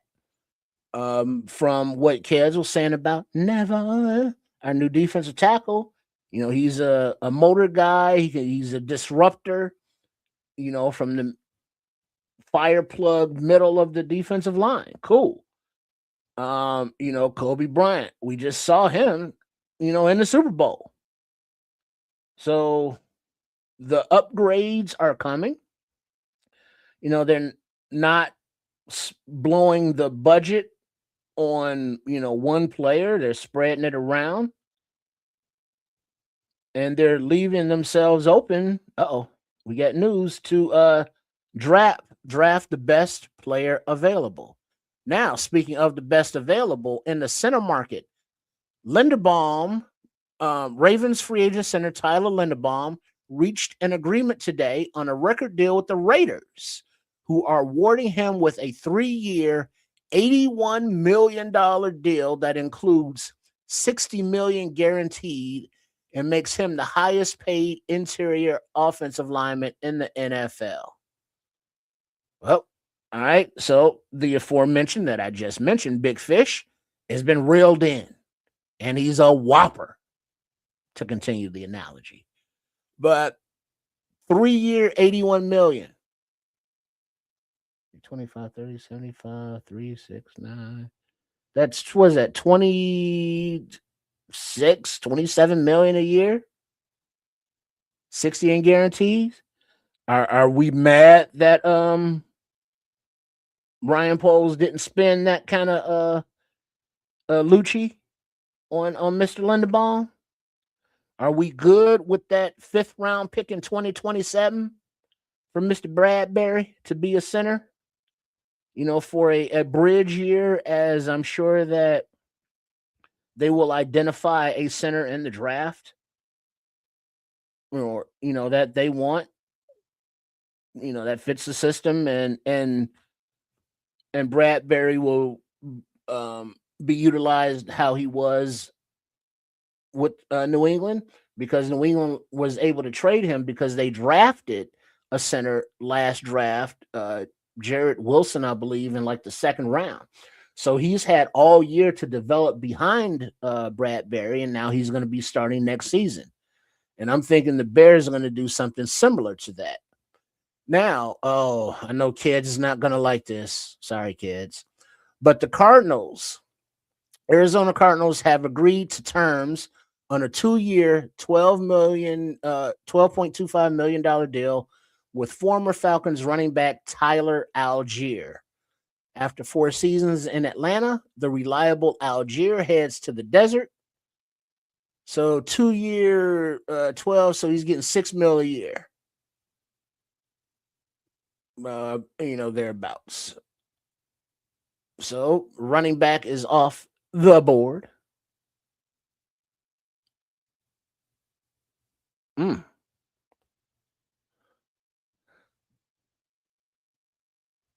Yeah, so let's see. The Raiders gave up, Crosby, but they saved that cap money and was able to, utilize that some for Linderbaum, and they got 2 first rounds going forward. Nice.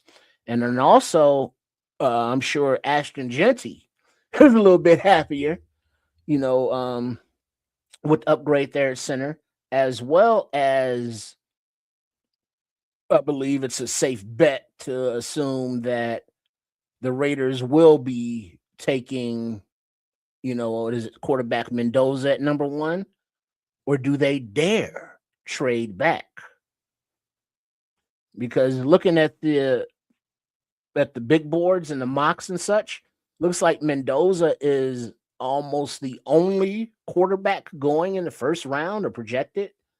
Is that Ty Simpson maybe? But there are no, 1, 2, 3 quarterbacks like when Caleb Daniels and Drake May went. With Bo Nix down there. So how many quarterbacks went in the top 20? Like what, 4, 5? This year, maybe one in the entire first round. And if his center coming into the league is the number one center in the league, he's got Genty to hand off to. We see what the Raiders are trying to do. All right. You can see that plan coming together. But no new news, no new updates, no new signings. All right, there is looks like a little number change. Cairo Santos is going to be back to number 2, and Kobe Bryant will wear number 8. So Kobe was like, hey, kicker, let me get my number, big dog. And he's like, yes, sir. All right. Any other? No other moves yet that I can see.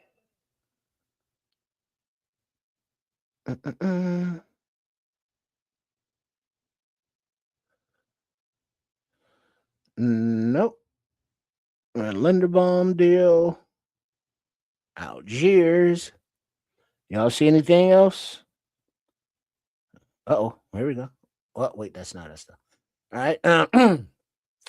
I am told, Todd Archer, that the Dallas Cowboys have been in contact with Arizona safety Jalen Thompson today, one of the more sought-after safeties. His familiarity with secondary coach Ryan Smith. Why not? Because, we already got a safety, so one of the more sought-after after we got ours in Mr. Bryant. Let's go. All right.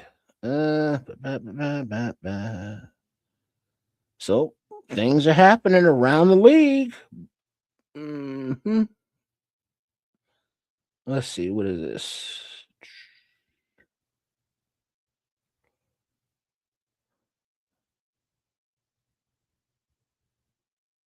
No, okay.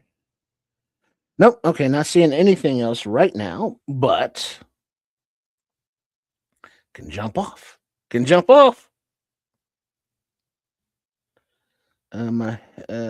see, what is this?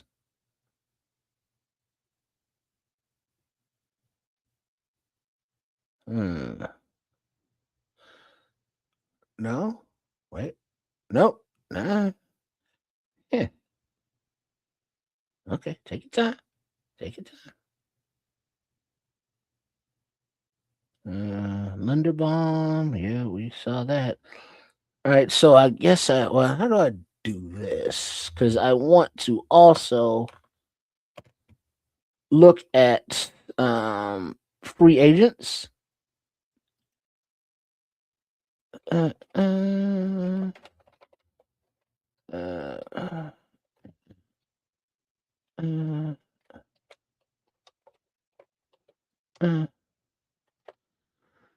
And see if, let's see, spot right. I guess we can pull them up. And then we go by position. I guess I can share this right now, because we will come back to this, but let's do that. And then we are going to do this. And then we're going to, we got to stop that one first. Oh, my bad. Okay, we're still good. We're good. Okay, now we're going to go here. And we're gonna go here, and then we're gonna go there. I'm gonna turn that off, and boom, there it is.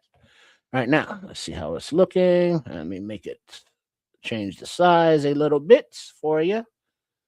And this, oops, what the hell am I doing here? Oh, sorry, got a little twisted there. All right, there we go there, and then we can go here, and then we can do a little boom, boom. That should be good. And then we go here. All right. Now Jalen Phillips is already off the board. Now, are there any position groups that anybody would like to see as far as free agents are involved? And then hold on 1 second. Let me go here to make sure I have this screen also in view. Hold on. Making a little adjustments to that. All right, put that there, put that there. Move that to that tab. All right. Now you're there. All right, we're good. All right, we're good. All right, so free agency wise, we are here. So let's look by position. Just take a gander at tackle, left tackle specifically. Tyler Decker looks like still out there. Cam Robinson, James Hudson, Kevin Beecham, Lucas Humphreys, Landon Young, Buford. So you got a list of tackles out there. What are we looking at edge wise? Who's left out here? Phillips is done. Draymond Jones, Osai. Didn't Osai just sign with somebody, the Jets or the Giants? So, yeah, there's not a lot there. Defensive line. What else? Defensive line. Oh, there it is. Interior defensive lineman. Neville Gallimore. Yep. To Chicago. That's already updated. Wait. These are not free. Nope. These are all types. What else? All right, so nothing. Anybody excites you in the free agency? Still on the board, as there are. What is this? Oh, that's fantasy football. Something. No new updates. No new updates. So yeah. Wait. Let me switch the screens. So hold on. I gotta remove that. Then I gotta do this. I gotta do that. And you click there. And you click there. And then you click there. Then you click that and that. And then boom. There it is. All right. There. All right, cool.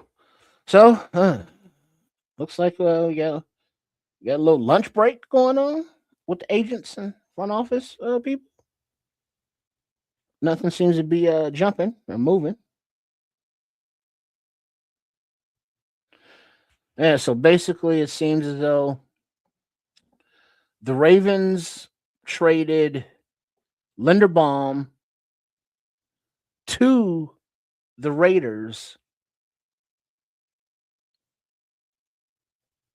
and 2 first-round picks for Max Crosby. I mean, granted, Linderbaum signed in free agency, but he was a Raven. So the Ravens lost their center and 2 first-round picks for Max Crosby. Ha, nice. What up, Mike? Filled with optimism. New season.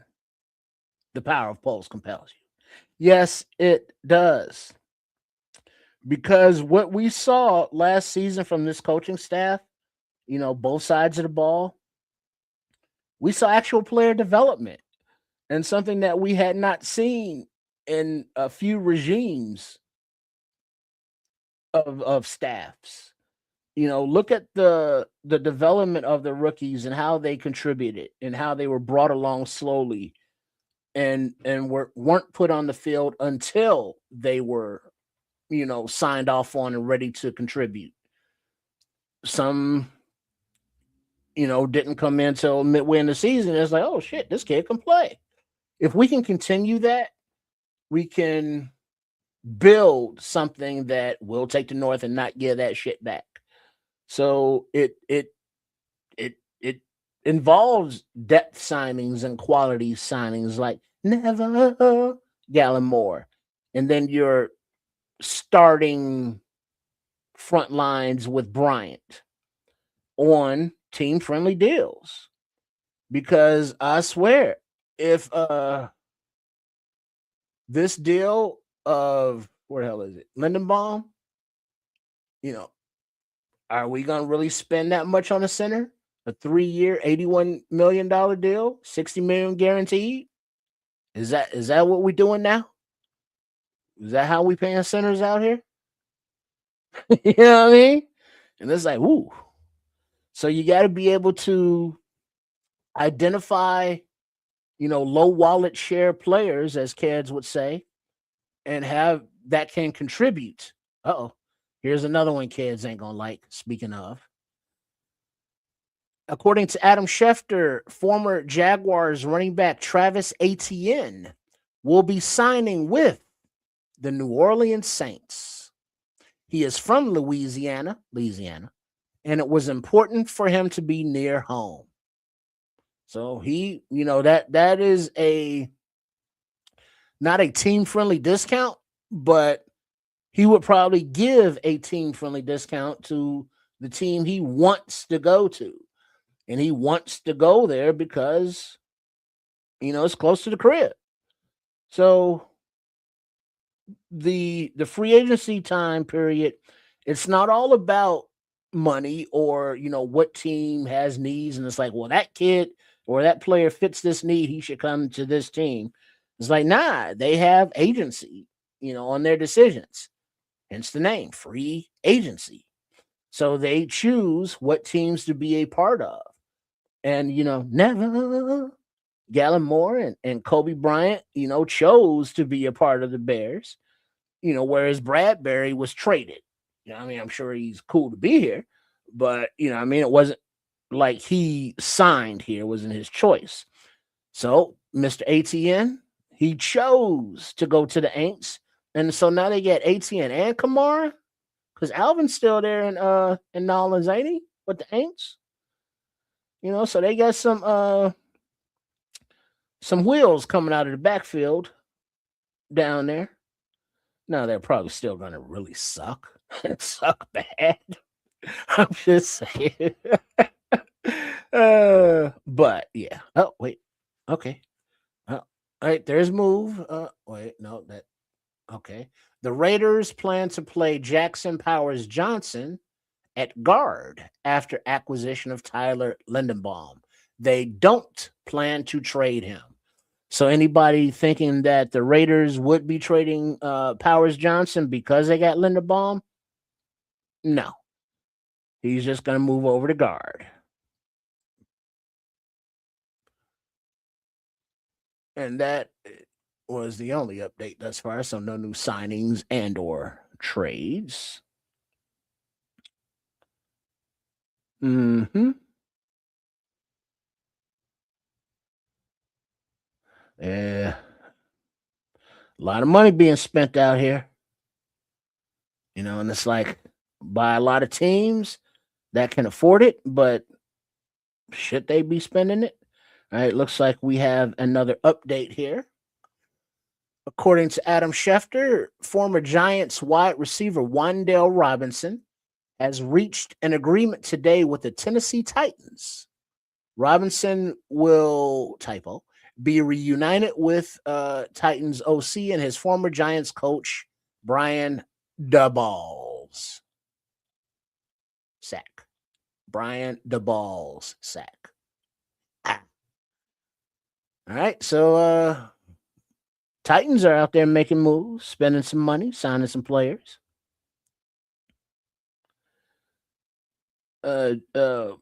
Powers, what's his name? Powers Jackson? Powers Johnson, Raymond saying he was a guard coming out of college. No, I thought he was a center, right?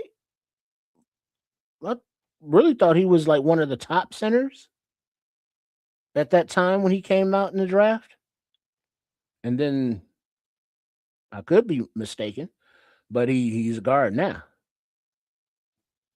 Let's see what it is. Huh? Let's see.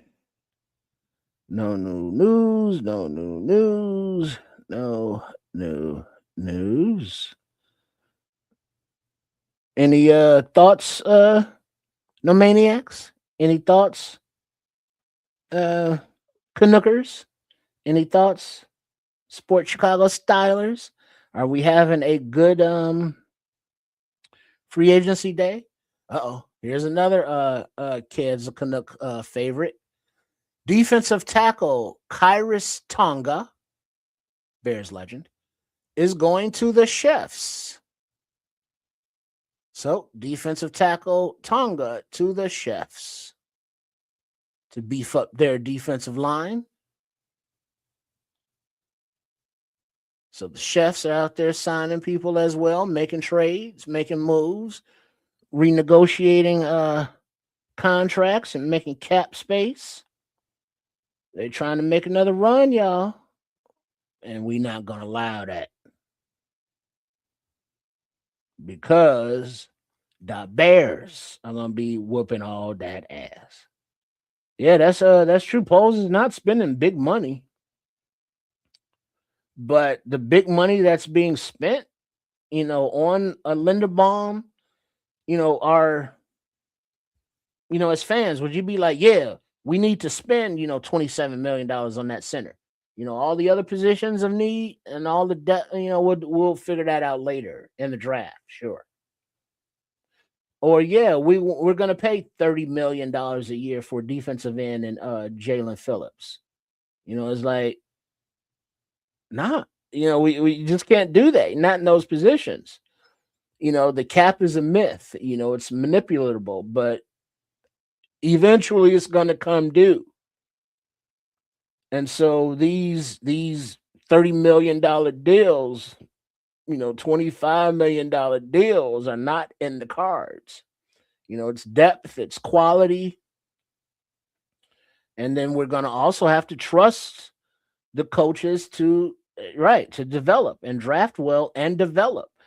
If the coaches can see, here's the thing. When people say, well, just use Hendrickson, for example. Well, Hendrickson has a history with Dennis Allen. He was with Dennis Allen when he was drafted or something. And now, we should reunite them. And my opinion is, I understand that Hendrickson, for example, is, a good player, but he's so expensive and he is on the back end of his career. We have the coach that made him into what he is, or, help develop him. Why can't we find another piece of clay that these coaches want and let them mold them into the new Hendricksons, into the new Crosbys, into the new Linderbaums? And that way we're developing from within and we're getting badass players, that are filling our team at multiple positions, if not all. And then the players that we can't afford, we can flip for draft picks, because now the Baltimore Ravens, who have been, perennial contenders, unless Lamar chokes on it again and again or again. But, they're trading away 2 first-round picks for, defensive end, but they're also giving up a center. But that center is going to sign for $20 million. And I'm sure by the time the comp pick calculations come back around, the Ravens are going to get some kind of comp pick for Linderbaum, depending on, the math and all that. So we want to draft players. We want our coaches to develop those players, and we want to win with those players. And then when those players that don't fit anymore, we can't afford, we can flip them for further assets to keep the cycle going and keep the development going and keep the winning going under the cap, requirements. That is, obviously a way to look at it. Maybe it's the right way, maybe it's the wrong way. It's just a way. Is it the way that they will do it? I don't know. But now there is some other news. Former Eagles wide receiver Jahan Dotson reached agreement today with the Falcons on a 2-year, $15 million deal worth up to 17, including 10 guaranteed. So it looks like Ian Cunningham and the Falcons are, or if he's in charge of football decisions league, I want my 3rd round picks, is replacing Darnell Mooney with Jahan Dotson. 2-year deal, 15. So what is that? 7.5 mil a year. Dotson, wasn't he a higher round pick from, was that Penn State or someplace over there? Well, he is now with the Falcons. No other updates. All right, but yeah, as far as team building, obviously this is not Madden. You can't force trades. You can't, manipulate the numbers to get the trade to work. But in real life, IRL, as the kids say, you want to develop through the draft, as Paul said, build through the draft. And now you can pick and choose what players you want to retain, and what players you want to flip for picks, and you keep developing them and you develop them. And as the coaching tree blossoms, Declan Doyle was the first sprout from the Ben Johnson coaching tree. And now he's going to be out there in Baltimore as offensive coordinator calling plays. Al Harris got a couple of interviews.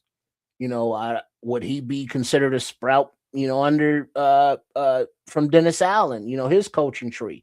But on offense or defense, if you have a head coach that we do in Dennis Johnson, now his 2nd year, you have an older guy in Dennis Allen who's probably not going anyplace. He's had his opportunity at head coach, and now he's at defense coordinator. You expect them to develop coaches as well as players. So when those coaches are developing, they're going to leave. And that is the sign of a successful organization. When you have players and coaches that are desired around the league because of the winning that is happening. And let me clarify that. It's all contingent upon the winning. Damn it. Now, any more updates? No.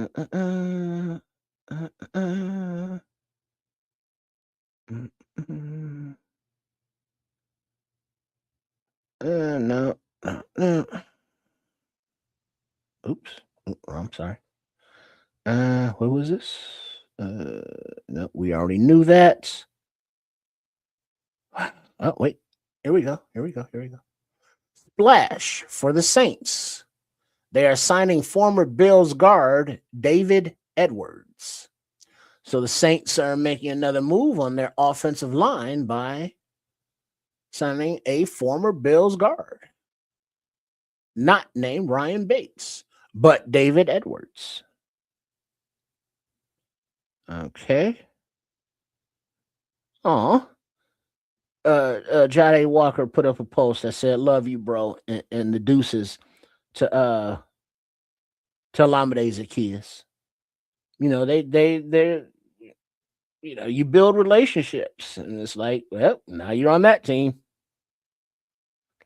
Now I'm on this team.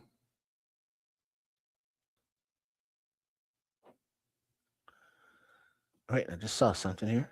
No, I didn't. I thought I saw it move. But yeah, we're hanging out. What y'all munching? Y'all drinking? What you doing? It's lunchtime. You at work? I know you at work.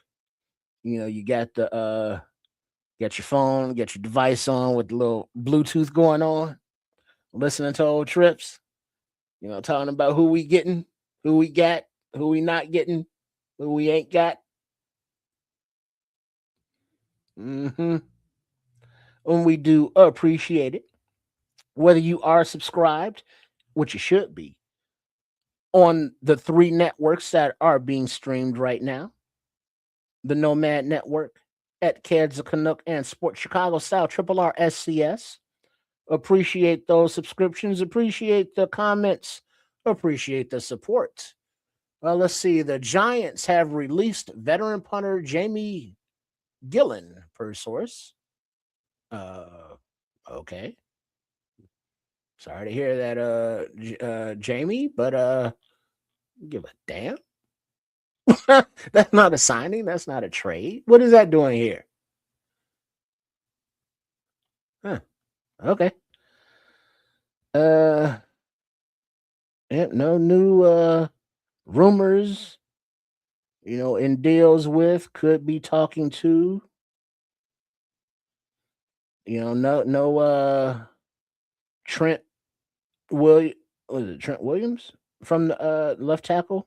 Yeah, Trent Williams. No news there on trades. Wait, what is this? What is this? The Raiders have agreed to terms with wide receiver Jalen Naylor on a 3-year, $35 million deal, including 23 guaranteed. All right, so Naylor leaves the Vikings and off to Vegas. 3-year, 35. So is that 11 and change a year? Not bad, for wide receiver 3. Yeah. Out there to develop his rookie quarterback. So the Raiders out there spending some money, signing some guys. As teams are hoping to upgrade where they can, what they can. But there are still some names on the board, free agency wise. Yeah, Mike Oz, he signed a deal with Atlanta already. So he is not only off the board, he is off the board and off the team. And he was off the team and on the free agency board. Now he's off the free agency board on another team. Yeah. My words, And then also with trading DJ, is this time for White Chocolate, JP Richardson, to get some love? Because he was on the team, on the practice squad all last year under development, as we were talking about. And at the end of the season, he started to get on the field on special teams a little bit, so they were easing him in. Next season, does White Chocolate, start to get smooth on him out there? But then also, there's going to have to be another addition to the wide receiver room. And according to the free agent lists, I think wide receiver might be a thing to look at in the draft. Because while we got a minute here, let me remove this one and share this screen with you, just to take a gander at the wide receivers. And that's over there. And boom, there we go. Tyreek Hill, who's got a rebuilt knee. No, thank you. I think Mike Evans, didn't he just sign someplace? But no. Christian Kirk, Deebo Samuel, Darnell Mooney, Brown, Tutu Atwell was a suggestion from someone, I believe, last night on Nomad at Night. Curtis Samuel, Marquise Brown, Juwan Jennings, Khalif Raymond, Rashid Shaheed still out there. I'm sure he's going to get top dollar. DeAndre Hopkins, Greg Dortch, Noah Brown, Keenan Allen. Jahan Dotson just signed. Nick Westbrook, Zay Jones, Hunter Renfrow. So, I mean, there's Sky Moore, Juju Smith-Schuster, Laquan Treadwell. Where is Tyquan Thornton? People were talking about him because of his size and speed. So there are a plethora of free agent wide receivers out there. And the question will be, does Ryan Poles want to go with that route or, go back into the draft? And thus far, we are not seeing any movements. And go back here and back there. There we go. And no new updates. The last one was 4 minutes ago with the Raiders signing Naylor, so we're all caught up. So yeah, this is where we're at. 2 hours in, and we have a depth piece at defensive tackle, and we have a starting safety. Okay, I ain't mad at it. Now, this, I think I can share this.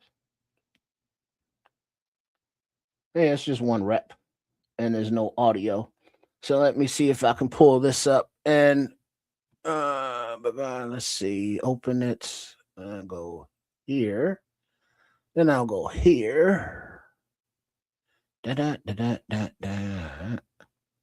And then we will go. Where are we going? Why can't I see it? Okay, this is different. Where the fuck is that? Why can't I see a damn bookmark? Okay, hold on. I'm trying to figure out something here. I'm getting it. But I do not know what is the issue here. I don't know why I cannot see the bookmarks. Well, it's not there. It's like the link is not there.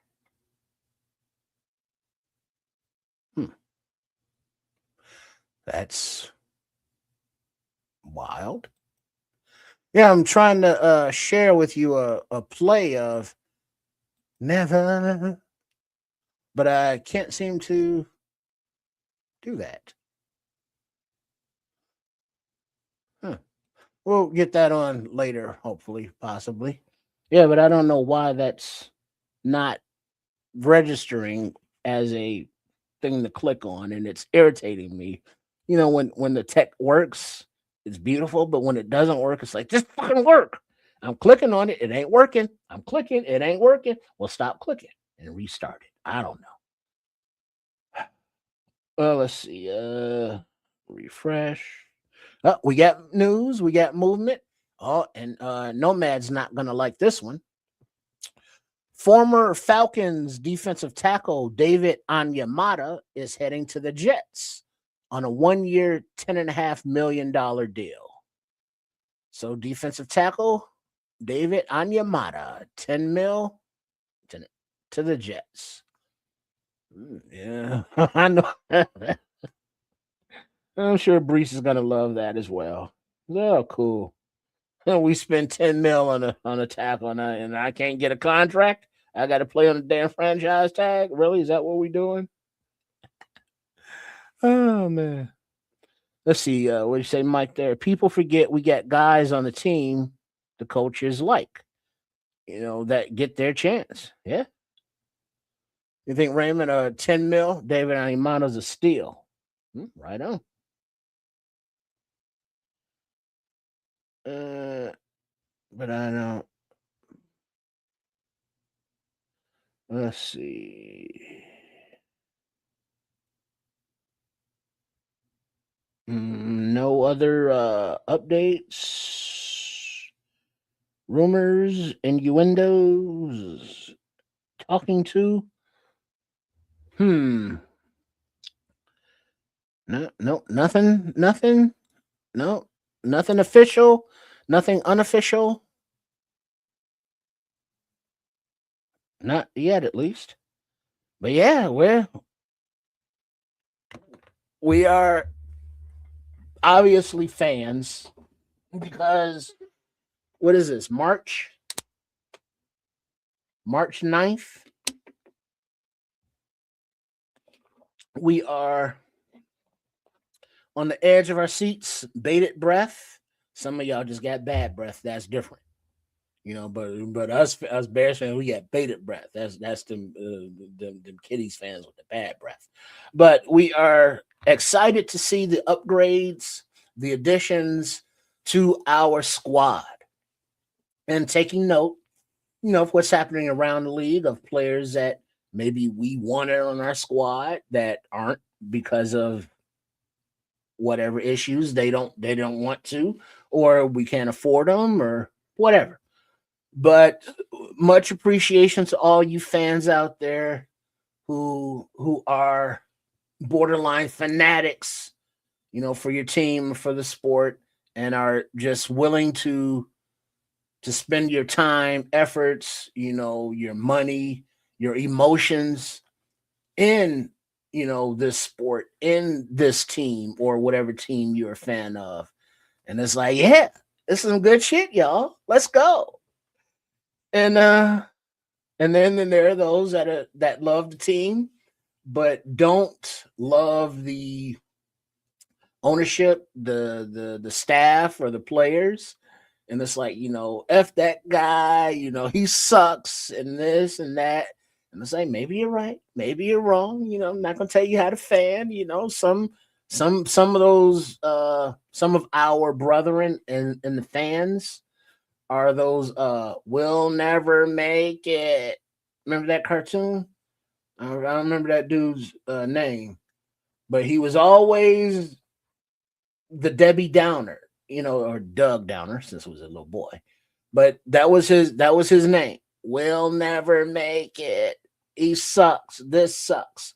And then you got those that is like everything's sunny. Hey, this is fine. This is positive.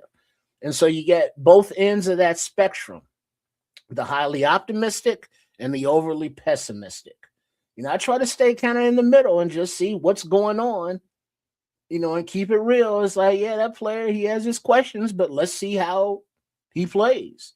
We don't know him from before, but maybe he makes a name here. We're not sure of this prospect from this small school that no one had on their big draft board, but we drafted him. He sucks. It's like, no, give him a chance and we'll see what happens. Now, over the course of what is this, Ryan Poles' 4 years, we are looking at a team that we think we have our franchise quarterback. We think we have our head coach of not the future, but the present on to the future. And we think we have a staff in place that can identify and develop talent. So let's see what happens. I mean, the first year under the guy, playoffs. So can we keep elevating that? That's the goal. That's the plan. But to over project, it's like, oh yeah, we signed this guy, we trade for this guy, or we pay this much for this guy. That's going to get us over the hump. Like, nah. It's flashy, and maybe it shows that it's like, oh, we're trying, but it could be detrimental in other ways. So, long story short, too late. There is no right way or wrong way as fans to say, well, they should be doing this, or they should sign this guy. That's too much, or they should pay that, because we don't know all the information. But the results are what the results are. And in year 4 of Ryan Poles, year 1 of Ben Johnson, to have a couple playoff games at home, yeah, I think we're going in the right fucking direction. So it may be treacherous on how to get to the end goal with the obstacles, with the hurdles, with the pitfalls, but negotiating those, jumping over them, and being able to navigate your way is the goal. And we hope that we have a front office and Ryan Poles that can do that. And it's not about giving him the grace or giving him a break. It's about just seeing the results. And so far, the results are positive. I mean, from where he inherited this team, with the talent, with the cap situation, it wasn't the best. It wasn't even good. And then you look at some of the signings, it's like, well, why the hell would he pay Dio that much or Grady Jarrett that much? And then they get hurt. Well, you can't forecast the injuries. You spend a high round pick on Ozzie and then you develop and now he's hurt. I mean, that's part of the game, the physical part of the game. But you look at the mistakes that Poles has made, like the Claypool fiasco, trading a second round pick. Okay, fine. Maybe overpaying for Dio. Okay. Having your third round picks, like a Zach Pickens, like a Velus Jones, not pan out, like a Tyler Scott, but then also you got to look at the development of those times and who the staff was under the Floosey Goosey. And whatever the hell that was going on there, all of the changes that on the offense with the coordinators, and it's like, what are you doing there, Floosey Goosey? And it's like, deuces. So this new staff, we actually see rookies being like, yeah, oh shit, Ghosted Loveland, oh shit, yeah, Luther Burton. Come on, Darth. Yeah. I mean, all the way down to, Stewie, Manungai running hard, other than, Hippolyte, he got hurt, but when Big Washington, big 400-pound tight end pulls around, he took his soul. And it's like, we all saw it happen. It was like, oh, yeah, he earned that injury. We saw it. But I would still give Hippolyte a little more of a grace period than like a Noah Sewell, who's been here for a few years, can't stay on the damn field. So injuries are part of the game. But, the depth behind those injuries, is the meat and potatoes, if you will. So the depth signings like Neville Gilmore and whoever else we get, that's depth. That's good quality, not big name or big dollar, but good quality. Bradbury trade, he's a good, solid player. As long as we keep getting good, solid players, we're going to be a good, solid team and keep it moving until we do acquire those top notch talents because we've drafted and developed them. Or if we do need to trade for a position of a top notch guy, we will have the draft capital to do that because of the team management and of all the things that I've been talking about.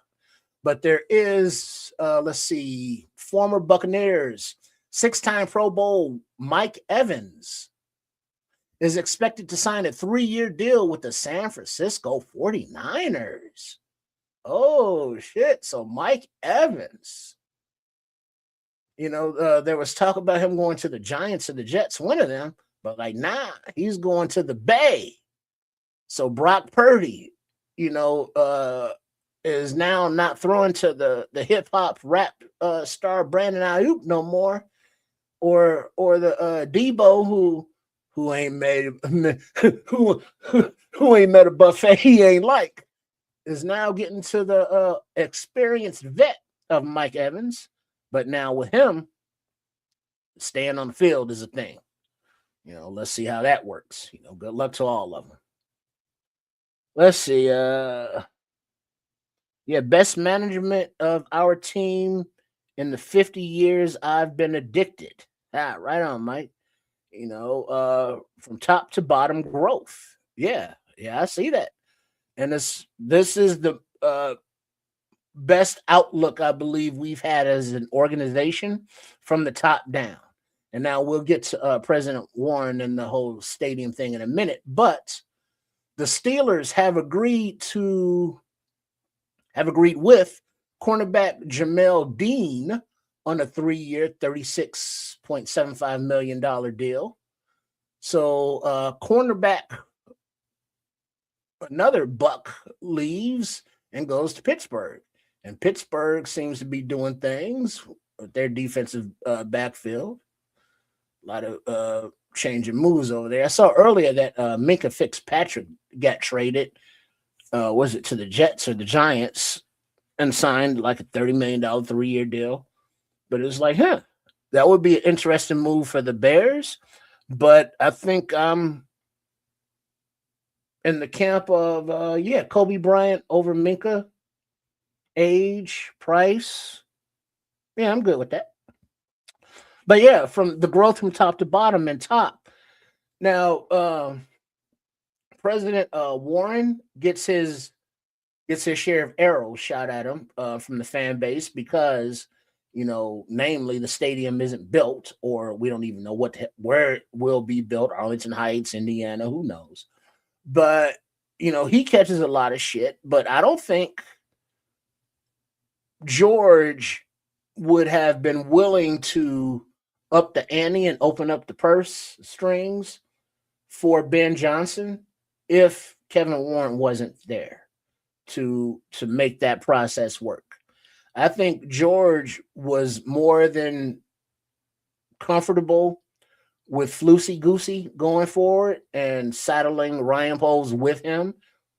And that would have been real bad, real bad. But with Kevin Warren in the house, now he was able to, be that buffer between Poles and George and be like, yo, George, we want to step into the AM, and into the modern times. We need this coach. He's going to cost 15 mil. Let me get that checkbook off you. And George's like, all right, cool. And now here we are with, a team in the playoffs with a coaching staff that develops players and works with the front office to identify the players that fit their schemes and all that stuff. And stadium-wise, now remember, Kevin Warren came into some shit because Ted Phillips purchased the Arlington Heights land without doing all of that due diligence beforehand. All right. Ted Phillips was the guy that signed the deal with the city of Chicago and the Chicago Park District for Soldier Field, and okay, fine. So Warren comes in, has cleaned all of that shit up because it's all shit.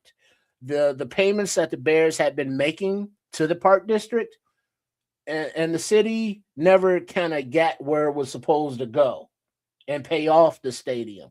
So Soldier Field still has a huge outstanding balance.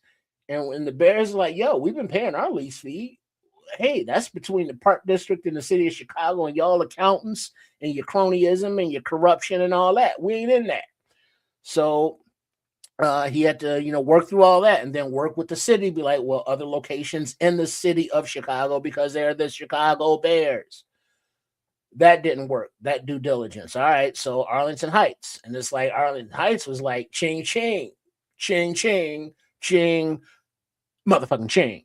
And they wanted their money, beyond what the state wanted. So it's the Arlington Heights people, it's the county people, it's the state people, and they all get their taxes and they all want they cut.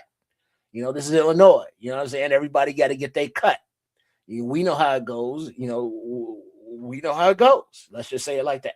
And I'm sure it's like that in many other states, but we know how it goes in Illinois and specifically in the city of Chicago with politicians and all of that. So President Warren has to do the negotiations with all the state people and the local people and get the taxes down. But how do you create leverage where there is none? You have to have other parties involved, to raise the stakes, if you will. So now Indiana gets involved, and then these locations. And after the state of Illinois saying, hey, Bears, we know y'all want to do this thing, but we'll get to you when we get to you. We ain't got no money for you. We can't do nothing for you, man. Now Indiana gets involved and it's like, hey, we want you over here. Now Illinois is like, hey, we can holler. You know what I'm saying? we've been wanting to holler. It's just been hard, but we got time now. And Warren is like, yeah, I thought so, bitch.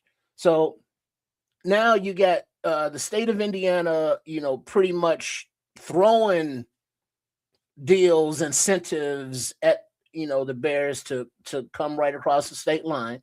And fun fact, Hammond, Indiana is closer to Soldier Field than Arlington Heights is. So that doesn't really matter. So the leverage has been struck, and now the state of Illinois has made tremendous progress on the deals, on the infrastructure, on the tax structures, and all of that stuff. Over the course of the period that Indiana has been involved. And now that Indiana has officially been signed, sealed, and delivered, that is like, yes, we are good to go. All aspects of the state government. Now, I believe it's March 18th. Not the Bears, but the state are having their vote on the bill for the thing that the Bears involved with. There's a acronym for it, some kind of deal, whatever it is. So if the state of Illinois says, nah, we didn't pass it this time, the Bears are going to be playing in Indiana. But if the state says, oh no, we good, yeah, we can meet your terms, now they'll be playing in Arlington Heights. But either way, Arlington Heights or Indiana, there will be a new stadium, and that's what Kevin Warren was brought here to do. Now, it's not going to be in downtown Chicago, but oh well. I mean, so don't be mad at him for doing his job. But it just seems as though it's like, well, it's been 3-4 years. What's taking so damn long? That's the process, baby. It's not like the Bears set the political agendas and the time frames and all that. It takes time.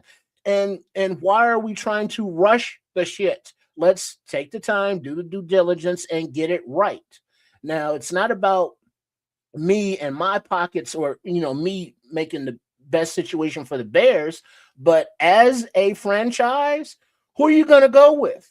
The state that's giving you all kind of incentives, or the ones that are trying to give you the runaround? Come on. I mean, the Chefs moved from Missouri to Kansas, because of a better deal. I mean, so it's not unheard of in the NFL. So if it is in Indiana, it's going to be in Indiana. And now, according to Adam Schefter, former Browns linebacker Devin Bush has reached an agreement today on a 3-year, $30 million deal that includes a $21 million guarantee with the Bears. So $10 million a year for linebacker Devin Bush. Another need, another room addressed. A low market share value for a quality player, because Devin Bush, he's a quality player, right? Holler at me about Devin Bush. Are we happy? I think so. Because linebacker with Tremaine gone, with TJ and his fractured leg, and we don't know how that's coming back. Hippolyte had his problem staying on the field after getting rocked by Washington. Noah Sewell has his issues staying healthy and on the field. We did re-sign DeMarco Jackson. So we know DeMarco Jackson and Devin Bush are going to be in Dennis Allen's linebacker room. It's cap friendly. I'm thinking this is a nice signing. How are we feeling about that? Are we good? 3 years, $30 million, 21 guaranteed. All right. That's solid. I'm trying to see if there's any other news. He is, we're saying, he's Allen's type. So he's got speed. He's got positional versatility and flexibility. That means he can cover. That means he can come downhill and tackle on the run. And he's smart, because that is Dennis Allen's type. But now I'm seeing something here. Hope he bounces back from injuries. Not a good thing. But when that qualification of if he stays healthy, he can be a big piece of the defense. That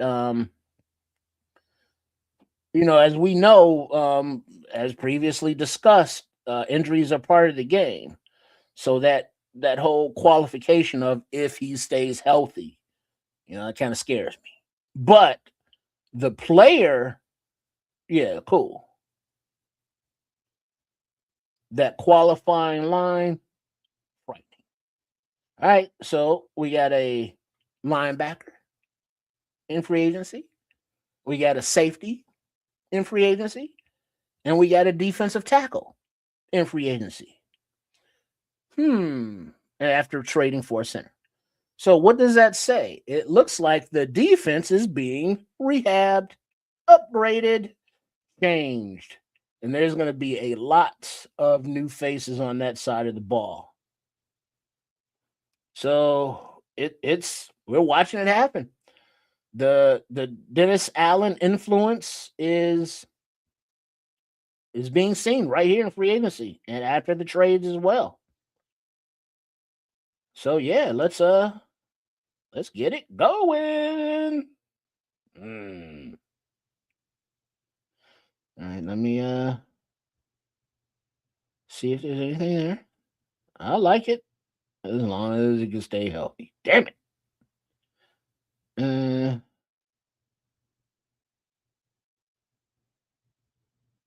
All right. All right. Still, other than the earlier news that Bears were showing interest in cornerback James Pierre. That's the only other name that I've seen mentioned. What is this here? Full details on quarterback Malik Willis's deal is a 3-year, $67.5 million deal, $22.5 million signing bonus, 1.25 M 26 salary fully guaranteed, and it goes up to 21.5 M's in 2027 fully guaranteed, 2M March 28 roster bonus, and a 28 salary of 20.5 M's. $45 million over 2 years for Miami's new QB1. Right on, Malik Willis. He went from backup to paid. Yeah, because Tua is out there. And I heard I saw something that Tua was supposedly Cunningham and the Falcons were interested in Tua. And I was like, oh, really? They want to see him throw up gang signs on the turf down there in Atlanta? What's going on? Okay, and a little information on Kobe Bryant. 6'1", 193 pounds from Cleveland, Ohio. He was a Jim Thorpe Award winner in 21. First team All-American, 2-time first team All-ACC. Drafted in the 4th round at pick number 109 in 2022. Transitions from cornerback to safety in the NFL. 227 tackles, 7 INTs, 7 pass deflections, 7 forced fumbles, 2 sacks, 1 TD. Super Bowl champion, durable, versatile playmaker. Yep. Versatility, durable, playmaking, and speed. That seems to be the theme. Let's see. Bush signing is good. And I know you would like that Bush, Red Baron. we know your thoughts about the Bush. Muff. Settle down, Red Baron. Settle down. But yeah, we are making some moves here on the defensive side of the ball. Nothing flashy. Nothing outlandishly spent. but solid, good players. Can't be mad at it. I know you love Bush, especially that time, Red Baron. You nasty. You just nasty. Mm, mm, mm. All right. Let's see. In 2025, new Chicago Bears linebacker Devin Bush had an 86.8 PFSN linebacker impact score, which was 12th. He's second in the free agent class with a 69.3 passer rating allowed. He's fourth in the free agent class with 3 interceptions, 2 defensive touchdowns, and only a 7% missed tackle rate. So this boy can play some ball when he's on the field. Let's go.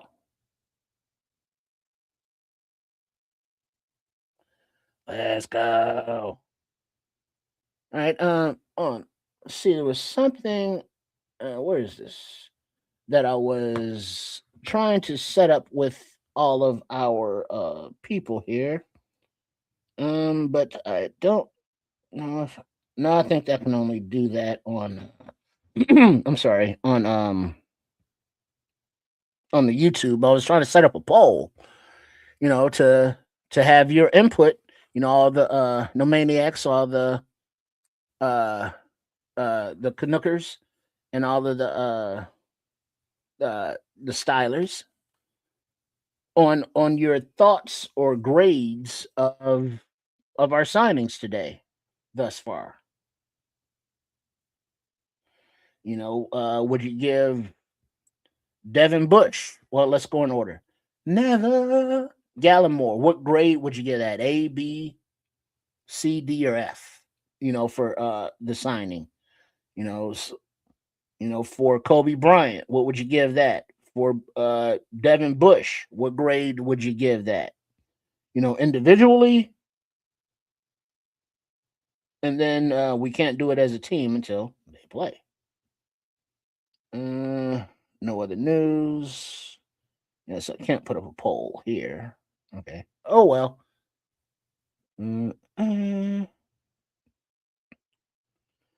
Okay. Yes, we know Ian about Devin. No other news. No other signings.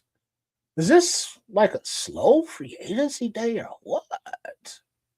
Some nice deals, some nice moves being made. Just seems a little almost as if they didn't start talking until 11 o'clock today. But we know, they've been talking for weeks. Come on.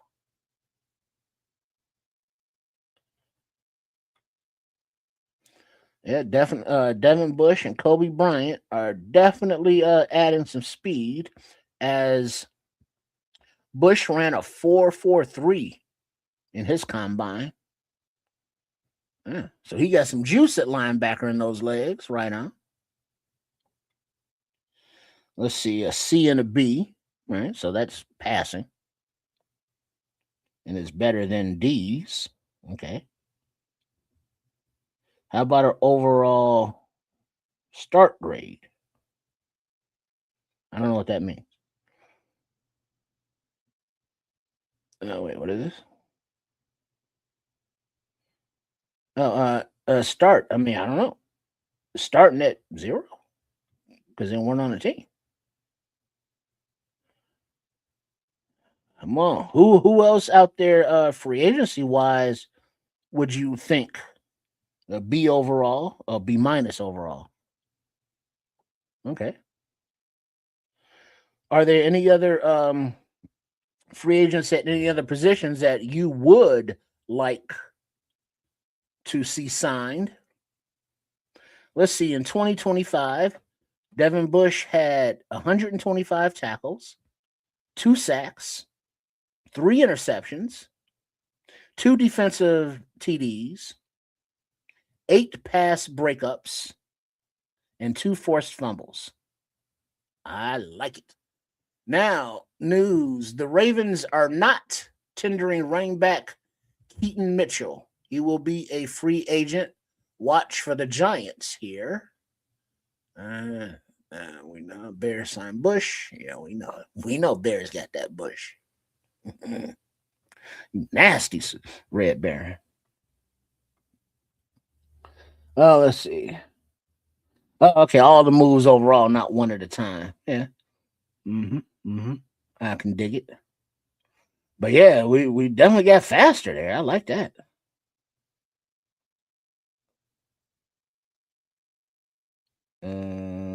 What the hell? Oh, that's some fake news shit. Yeah, okay. Yeah, let's see. 3 year, 10 mil a year. That seems like a really good deal. One of the top off ball linebackers.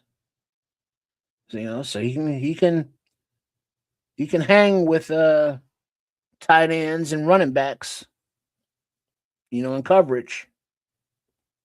And that's something that we have been lacking. Team speed on defense.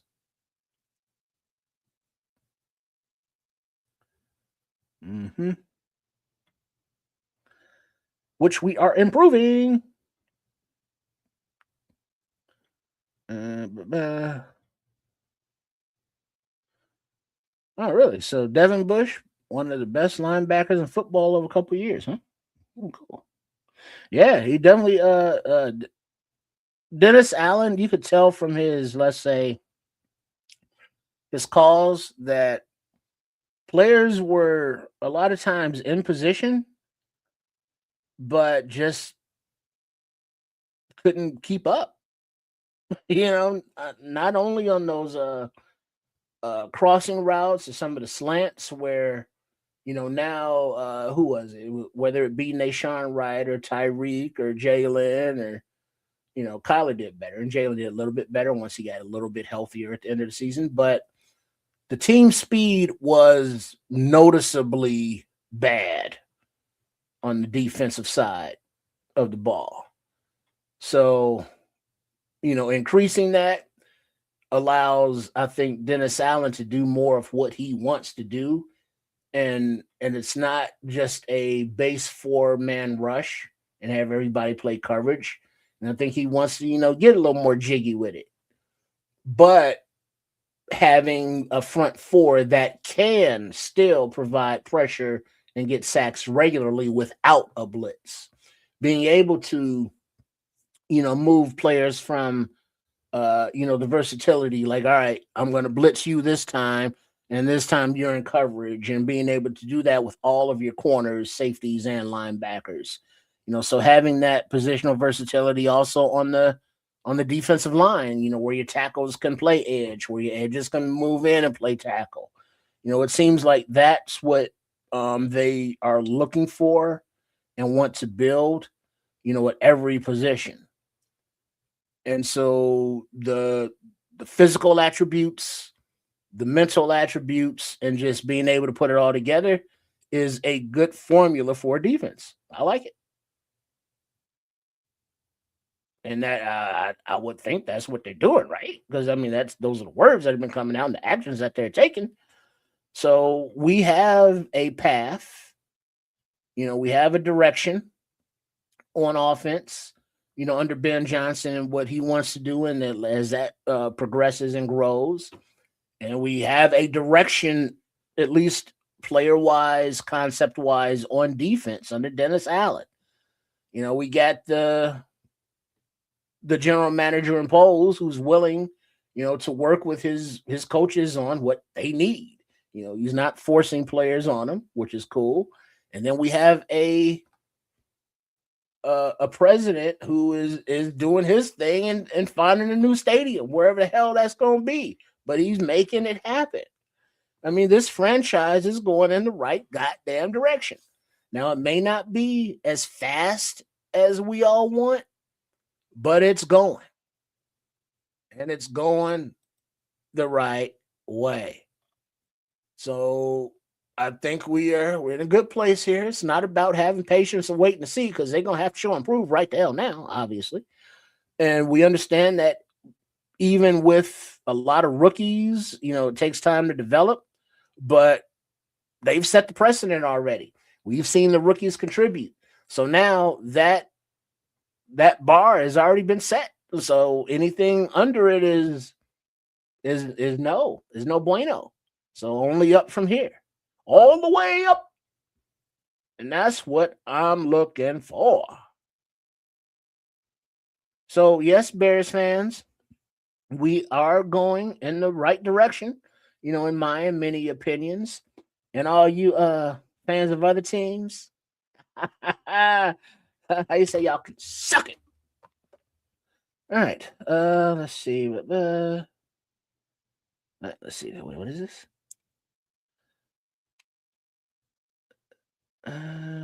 Take the Bears. Devin Bush, we got that. Devin Bush pick 6, always nice. 3-year, $30 million, very good deal. Do I have to officially enter? The Bears have signed 4 players today with a total of 32 M's, which would mean any more signings would necessitate some restructuring of contracts. All right, so are you accountants and cap calculators? 32 M spent today. The kitty's running low. Let's see. Former Chargers guard Zion Johnson reached an agreement today on a 3-year, $49.5 million deal, including 32.4 guaranteed with the Cleveland Browns. So, guard Zion Johnson on his way to rocking in Cleveland.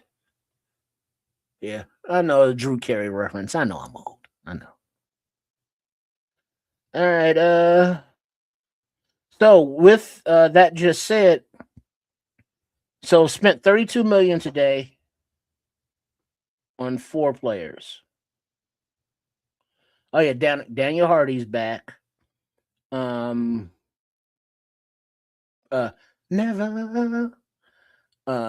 Bush and Bryant. And so those 4 players, $32 million. And so we are pushing cap wise.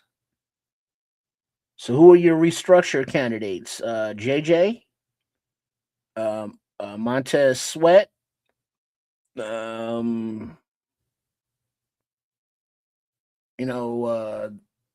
aren't many other big contracts that can be restructured because DJ's gone. He was the biggest contract. Tremaine is already gone. So he only had a 1-year deal, but there's not a lot of restructuring to do, but some.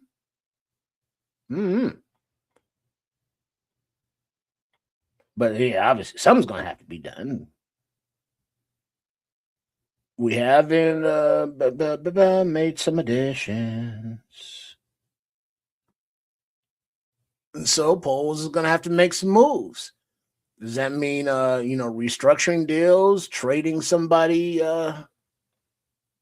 with bigger money? Does that $7 million of DeAndre Swift, come into play? Is an upgraded running back possible for the money? Where, how, what can be done? Or are we looking at all, draft from now as far as filling the rest of the roster spots, because of the financial situation? Maybe another fringe signing. But yeah, I mean, just 4 players at 32 mil, whereas, a Crosby or a Hendrickson, is getting that damn near, for self for 1 year. So, you know what I mean? You get 4 for 1, and you need those 4 to start. Or not all 4 are going to start, but you need starters, of which some are. A couple are. So having the cap management to be like, all right, we're going to move this around so we can afford to bring in, this $30 million player. We're not in that position yet as a team. We're still building out depth. So it's year 4, for Poles, year going into year draft 2 for Johnson. But team-wise, we want Madden kind of results this season. But as we can see, we are progressing up that hill. And, spending $30 million or trading away 2 first-round picks or both is not a conducive way to do that.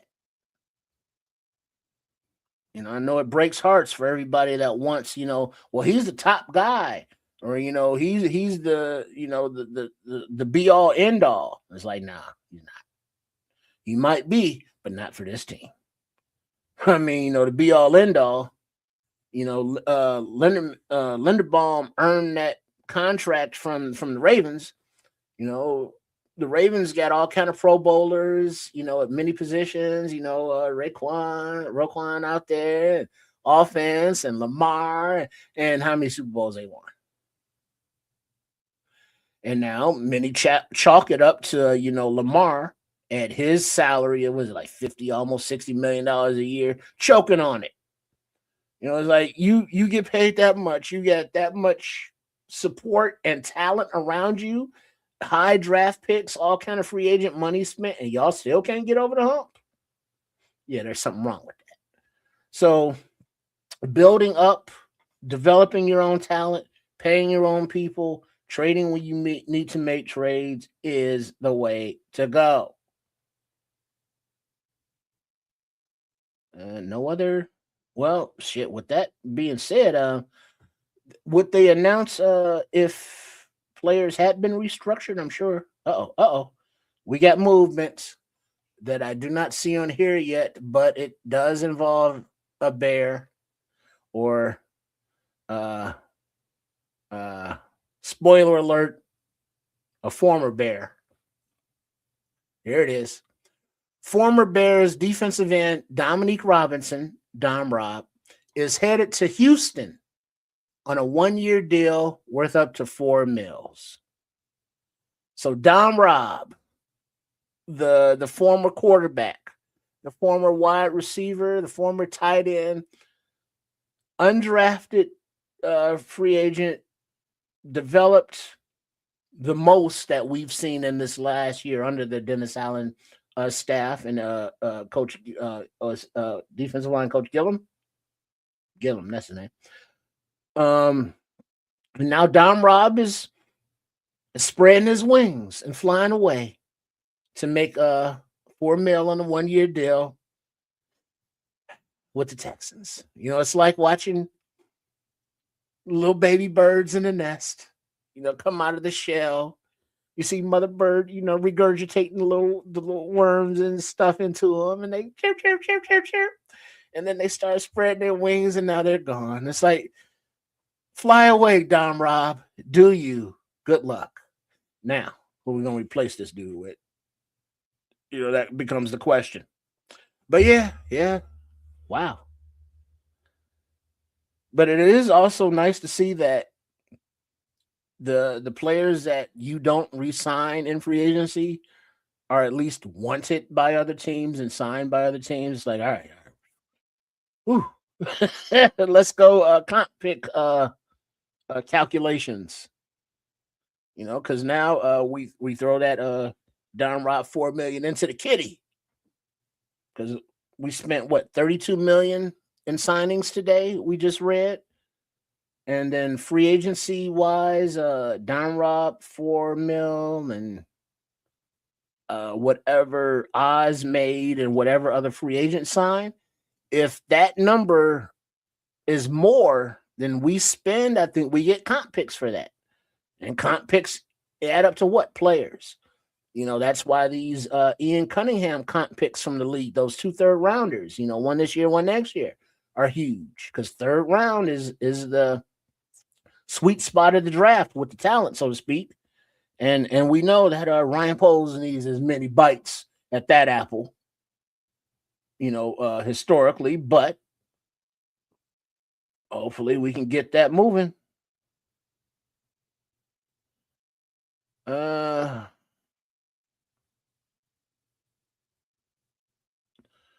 other signings. Dom Rob out there getting paid. You gone, Dom Rob. All right, now, but we still got positions to fill, but no money to spend. So, what is the rest of free agency? Just looking at other players get signed, and we can't play no more in signings. That's cool if that's the plan. Whatever the plan is, let's let it work. Playing it work your plan. That's what they doing over there. So we can't get ahead of it all. Yeah. Let's see, speed, and most speed. Yeah, because I forget. DeMarco Jackson is re-signed as a re-signing, but DeMarco Jackson, Devin Bush, at linebacker. Yeah, that's faster. And then we putting Kobe Bryant back there at safety. And it looks like right now, other than there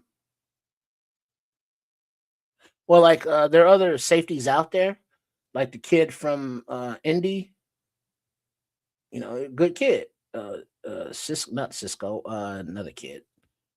Nick Cross. But don't know if we can afford him.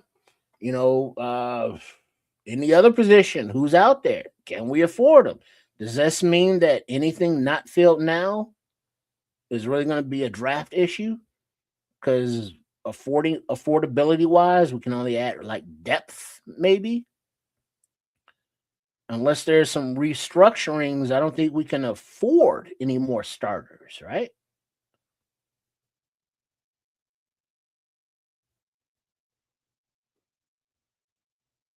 I don't know. Unless it's, another low, wallet share deal. But, without those restructurings, we don't have the cap space. Oh, damn, Cloud Chase. You got to give Don Rob a good riddance. I mean, yeah, I can't argue with you, but yeah, he's a good kid. Good kid. Let's see. No. Hell? Never.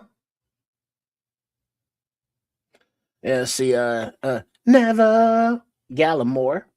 He's been posting on Twitter. Bears Nation, let's do it. Thank you for the opportunity. Let's work. And then somebody replied, I got to check if you fit. Finish this sentence. Till your good gets better and your better gets, and never said, and your better gets best. So he knows, good, better, best. He knows, he's down, he's part of the program. Welcome aboard. Now I can't stop saying, never. I love you. I don't see any more news. Not only is the Bears, slow, but league wide, just a little drip of deals being made.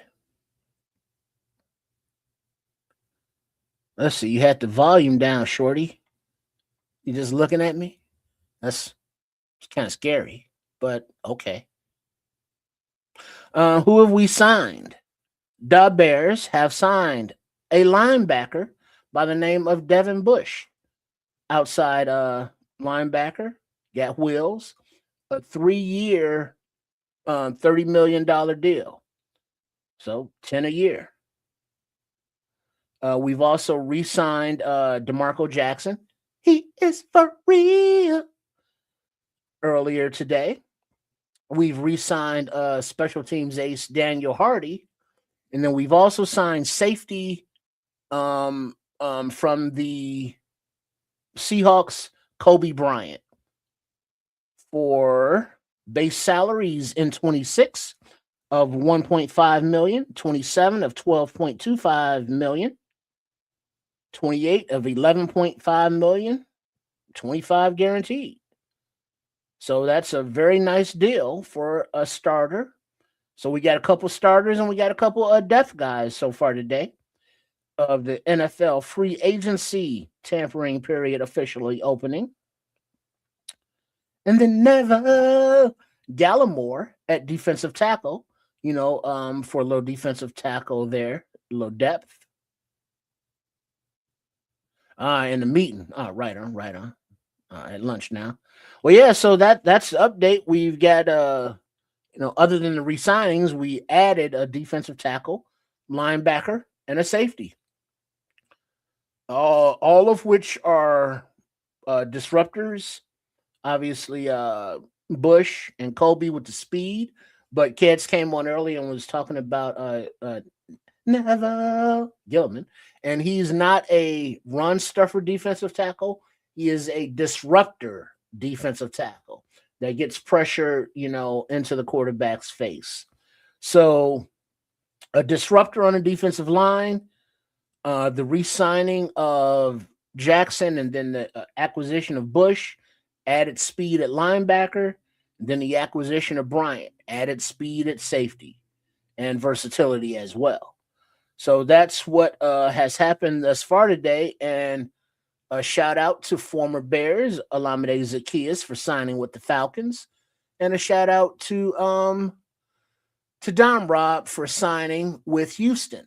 Now, another piece of signing that no one on the Bears is going to really like, I guess. John Franklin Myers is signing with the Titans on a 3-year, $63 million deal with $42 million guaranteed. So 2-4 is that like $21 million a year for John Franklin Myers, defensive tackle, 30 years old, 31 years old or so. That's a lot of cheddar.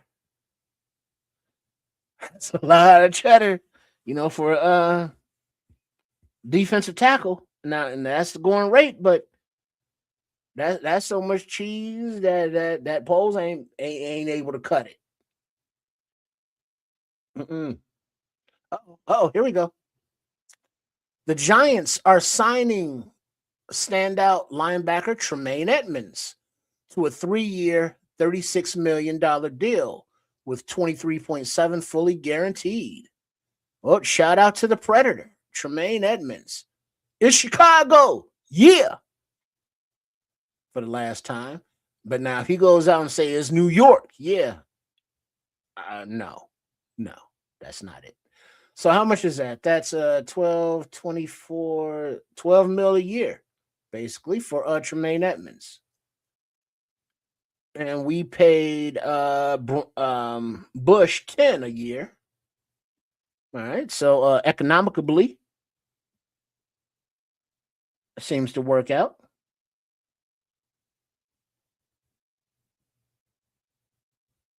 All right, so now we also throw that 36 mil, or however they calculate it, onto the Don Rob 4 mil, so that's 40. And then Oz, I forget how much he signed for, however much that was. So you're looking at 40 plus million right there, and we've only spent 32. So yeah, we are upside down in that formula. So would receive compensation because we have players leaving, getting bigger deals than we are signing. So, that's another way of, acquiring assets.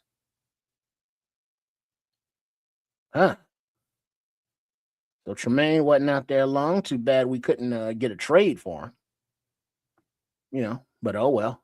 No trade, get the comp. Any other updates? So, but the Bears, former Bears. But yeah, John Franklin Myers, 20. We all mocked him in our offseason stuff, and it was like 9 million, I think, or whatever it was. It wasn't 20. It was not. But yeah, do your thing. And so the Titans. Speaking of Titans, the Colts are signing former Titans standout edge Arden Key to a 2-year deal worth up to 20 mil, 11 guaranteed. So 10 a year for Arden Key to the Colts. Arden Key to the Colts. All right, so there is another edge off the board, but I do not believe he was a fit for Dennis Allen. Isn't he more of a 3-4 edge or something that he wasn't a scheme fit? I remember talking about him previously on either Nomad at Night or some extra sauce. One of. Oh, we got another. Former Ravens tight end Charlie Kolar is signing a 3-year, $24.3 million deal, including 17 M's guaranteed with the Chargers. So the Chargers pick up a tight end, and the Ravens are losing another piece. Well, have lost another piece, free agency. But moves are being made. Deals are being made. Nah, I'm going solo right now, Patrick, for the day, because I was available to come on at the time that the free agency started, whereas Nomad and Kids are going to be here live, and I'll probably still be here too, at 6 to discuss who and what has all happened, transpired today. So I am holding it down solo for now on the Nomad Network, on at Kids of Canuck, and on Sports Chicago Style, Triple R SCS. Please make sure you are subscribed to all three, because right now I have to hold it down for all three. Just moi, me, myself, and I, if you will. Okay, good cap work going on. Wait, is there an update? I missed something. I thought I saw something move. Nope, nothing. Yeah. So you can just keep that going. And this does auto update, which is cool. All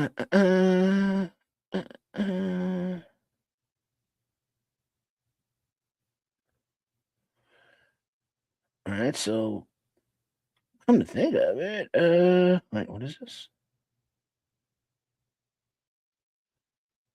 I'm looking at some comments as far as Kobe Bryant goes, and some, well, everybody likes the move, likes the player, but many are seeing him as the Brisker replacement, whereas others are saying he's the Bayard replacement.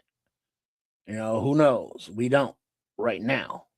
But right now, Kobe Bryant's the only one that will be on the team, once the contracts are official.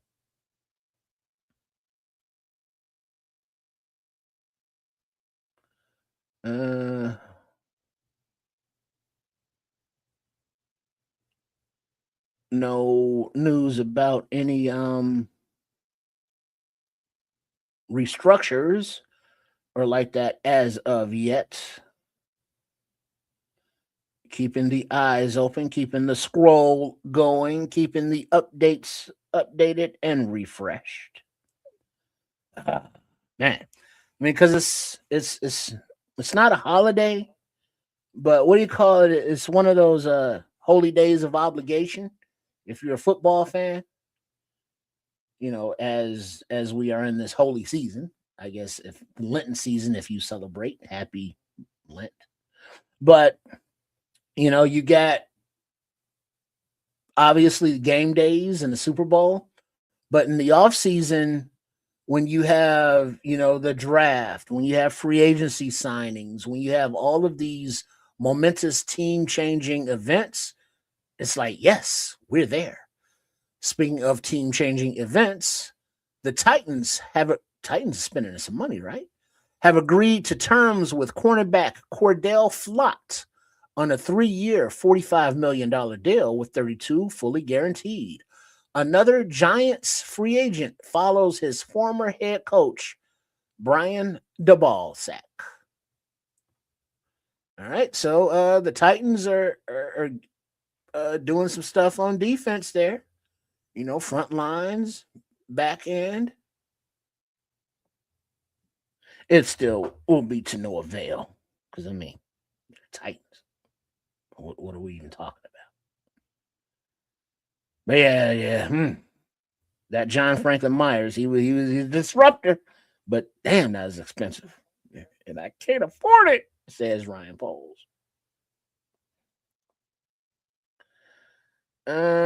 Let's see. Any other news? Any other contract negotiations going on? Any word of being linked to?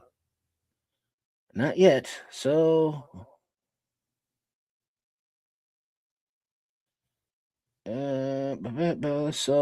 Neville Gallimore, Devin Bush, Kobe Bryant, DeMarco Jackson, and Mr. Hardy are all in the fold going forward. Shout out to Tremaine. Do your thing, baby boy. Shout out to Dom Rob. Do your thing. Shout out to Oz. Good luck, y'all. But yeah. Free agency is what is it, like 3 hours old now or so? And our team speed has gotten faster on defense. Our depth has gotten a little bit better.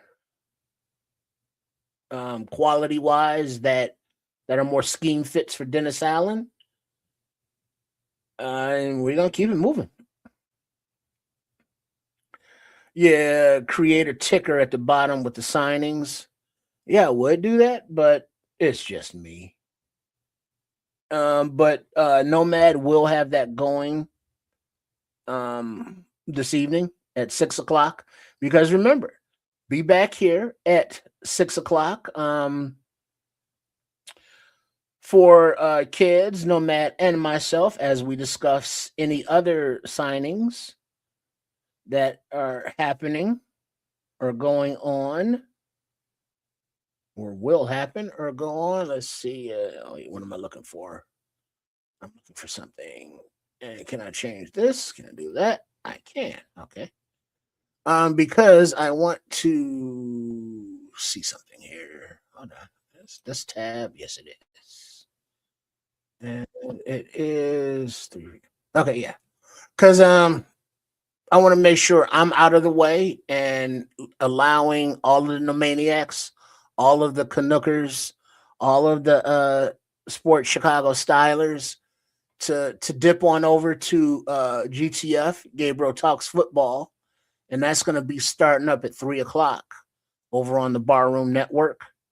So I will be dipping out before that starts because I'll go over there and participate with them, as it's always interesting, fun, good time over there. And then we will be back here at 6 Central. Yeah. So that is the schedule for the afternoon of this free agency day. So yeah, in there you heard the plug at 3:00. Take asses on over. Check out GG and the Podfather. Here we go. This is somebody that wanted for the Bears, but Chiefs standout safety Brian Cook is expected to sign with the Bengals as they make a splash on defense. Wait. Hold on. There we go. He gets a 3-year, $40.25 million deal, 18 mil in year one. So he was pricey AF, a lot more expensive than Mr. Bryant. And then also, the Titans aren't done. They've agreed to terms with cornerback Alontae Taylor as the former Saints star moves on. He gets a 3-year deal worth $60 million, 42 fully guaranteed. And it looks like, what is that, 20 mil a year. Taylor, I saw earlier, he was liked by the Bears. I guess they were talking to him. But the Titans were able to pony up that 20 mil and bring Alontae into their team. So yeah, Titans, had that cap money to spend, like 100 mil or something, and they spending it. All right. We know about the glasses always helping there on the eyes. So a lot of smart moves today. No overpayments. No, I don't think any reaches.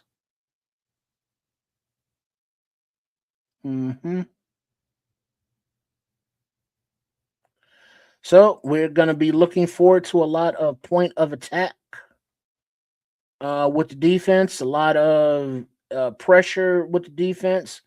But the thing is stopping the run, which is, been a thing here for the last few seasons. So with getting pressure, off the snap from the defensive line is one thing. But if the defense or the offense says, hey, they're getting pressure, let's just load up and lean on them and run it down it, do we have the beef to stop that? No, we don't. So that is, I think, another draft thing. We look at, McDonald and all of the other defensive tackle prospects, and by the looks of free agency, I would think defensive tackle, linebacker, and safety, cornerback are on the shopping list, as well as possibly something at center to develop. Maybe left tackle, another, guy like a Jude Bowery, because he's going to be a later round guy, and he's from where? Boston College. Who loves Boston College prospects and players? Ryan Poles. So wide receiver is still a thing of need or updating. So we shall see. But we do have another update. J.K. Dobbins announces he's staying in Denver. So running back J.K. Dobbins is staying in Denver. And then also the Seahawks have agreed to terms with cornerback Josh Jobe, per source, hanging on to one of its own as the Super Bowl champions repeat. So Josh Jobe, see, yeah, that's too small. See, I'll go full screen. Is going back to Seattle. Yeah, I guess we can do it there, so that way I'm on the screen with you. Hey, how you doing? Good to see you too. I know. Thank you. But yeah,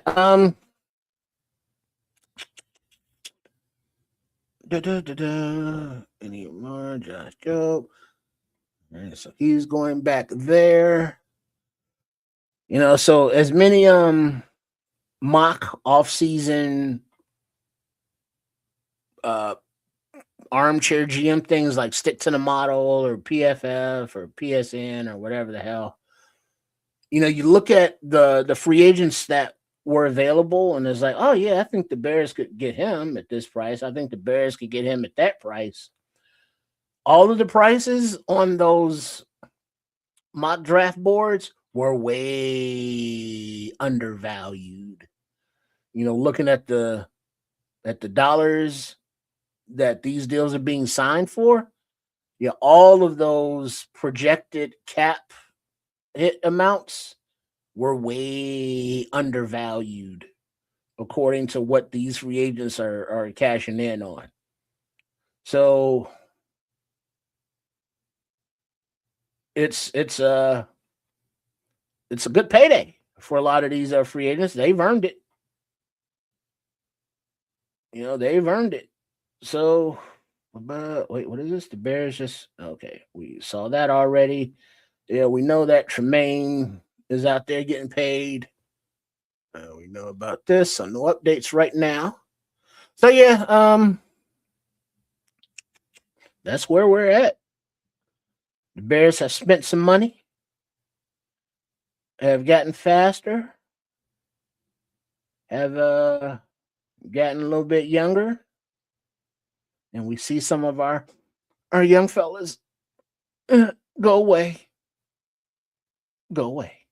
and prosper.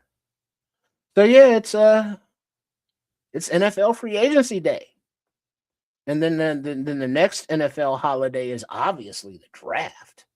I mean, come on, that's a whole freaking weekend starting on a Thursday, and definitely here at the Nomad Network, Keds Canuck and Sports Chicago Style will be doing it up live. Every call, and we're gonna have our snacks, have our drinks, your beverages, and make sure you come and hang out with us, and we look at the picks that we will make, the Bears will make, and see if how many of our mock drafts we make that we get actual players. Like, oh shit, I had him in my mock draft and we drafted him. And it's like, how many can you get out of however many picks we end up with? I want that pick NFL. And then see, like, player for player, if you can guess the same players that Ryan Poles chooses, you win a prize. Not really, but yeah. Kind of like March Madness, because this is March, right? Yeah, March Madness and those brackets, but do it with the draft and the sign and the picks. If you match all of the picks, you win. But you can't account for trades. You know what I mean? You can't account for reaches. You can't account for kids like Hippolyte. When he was drafted last year in the 4th round, ESPN didn't even have a picture of him. It was like, who? Is he a prospect? Who? You know what I mean? So it would be kind of difficult to call every one of the draft picks, but some of you draft nicks, y'all deep into this shit, y'all into it, and y'all trying to do it, and good luck to you, more power to you, because how many more mock drafts will be done in the next month and a few days or weeks, however long it is when the draft is? 1, 2, 20, because you try with the different possibilities. It's like, all right, in this mock in the 1st round, I'm going to take a defensive end like a Mesidor, or a tackle, or defensive lineman like a Mesidor, or an edge like a Parker or Cassius Howe or whoever. Or I want a safety to pair with Kobe Bryant and a Thieneman or with a guy with 3 names, Walker or something. Cornerback or whatever position. Do mocks and try to take whatever player you want in different position groups. So in like this mock, you start out with defensive tackle, and then you go from there. And then the next one, you start out with edge, then you go from there. And then, you know what I mean? So just get an idea of the players who are scheme fits and who possibly, the Bears will be selecting. What is it, April 26th and that weekend? So it's not real life, and do not get upset if, let's say, well, I think this guy is a stud, a blue chipper. We should take him, and Poles didn't take him. Poles sucks. It's like, well, I don't know, but let the things play out. Let it play out. So it looks like the unconfirmed cap hits: Kobe Bryant, 5.9 million. Neville Gallimore, 4 million. Devin Bush, 1.5 million. DeMarco Jackson, he is for real, 2 million. So yeah, this is good cap management work here with these signings as well. So we've identified the players that Dennis Allen and Ben Johnson want. We've signed them to cap friendly contracts, and we've improved the football team without blowing the bank, without giving up picks, and without signing the top names and playing top salary. So if we can just keep doing this as an organization, keep hitting on the draft, we're sitting pretty is where we will be seated for many seasons to come. At least that's the plan. That's the hope. That's the wish. That's the dream. So yeah. And when I say Ryan Poles, obviously it's understood that Ben Johnson's the head coach, Dennis Allen is defense coordinator, but we're saying that, oh yeah, Ryan Poles, well, not we, but Poles detractors are saying, well, he sucks, but he got lucky because Ben Johnson was calling all those draft picks. And it's like, all right, sure. But a couple moves have been made. Let's see, the Commies are re-signing backup quarterback Marcus Mariota to a 1-year, $7 million deal. It can make up to 11 with incentives.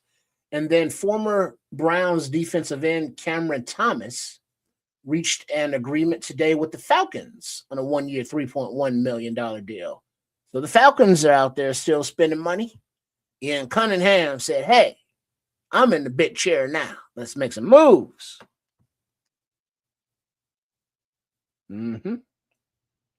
Yes.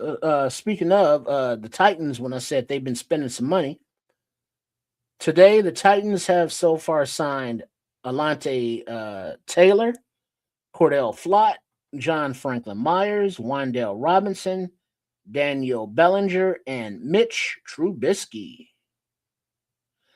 And rumor has it from Evan Sidery, the Falcons, as mentioned earlier, are closing in to sign Tua, throw up gang signs on Mayfield. Tua will compete moving forward with Penix Jr. after being released by the Dolphins. So,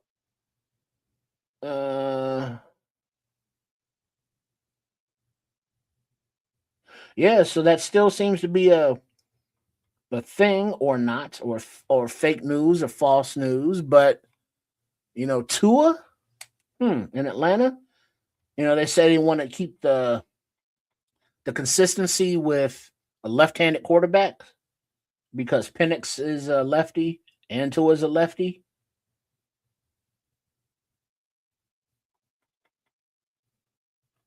No other movement officially there as of 2 minutes ago. But yeah, it's not a lot of big deals, big movement, but a lot of movement today.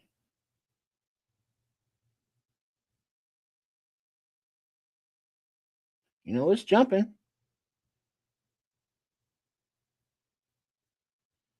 See if any other former Bears or free agents are getting signed around the league.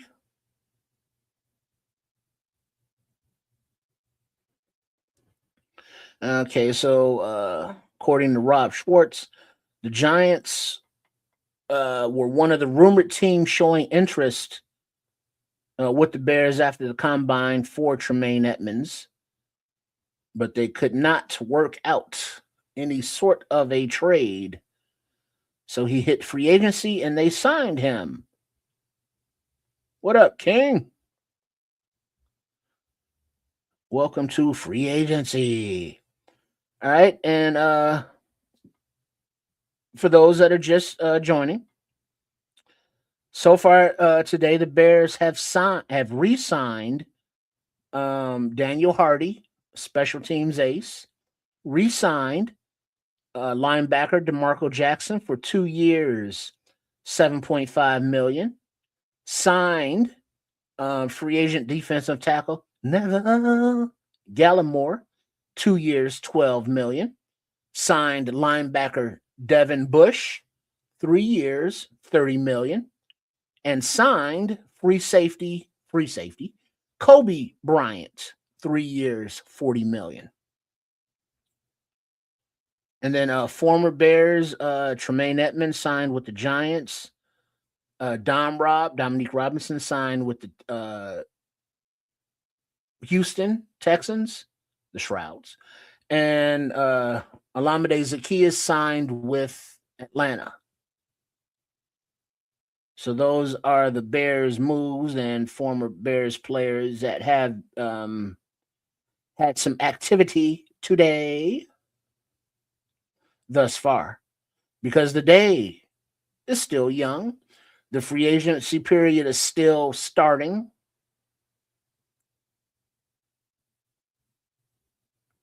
So there will be other signings after some restructurings and maybe a low-key trade here or there. But the second and third wave of free agency, which, won't kick off obviously for another week or so. Will there be players that are still available that are like, what the hell is that guy doing still available?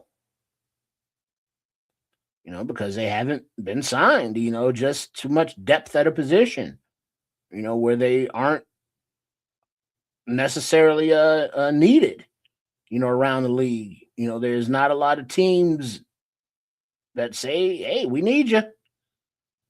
Can maybe Ryan Poles find I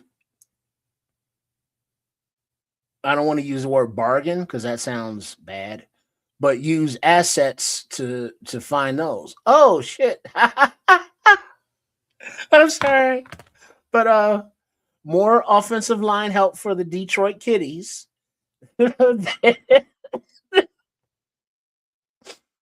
They've agreed to terms with veteran Larry Borom. So Larry Borom will Bears legend who went to the Dolphins will now be going to the Kitties. Larry Borom. I'm sorry not to laugh. I don't mean to laugh, but I do.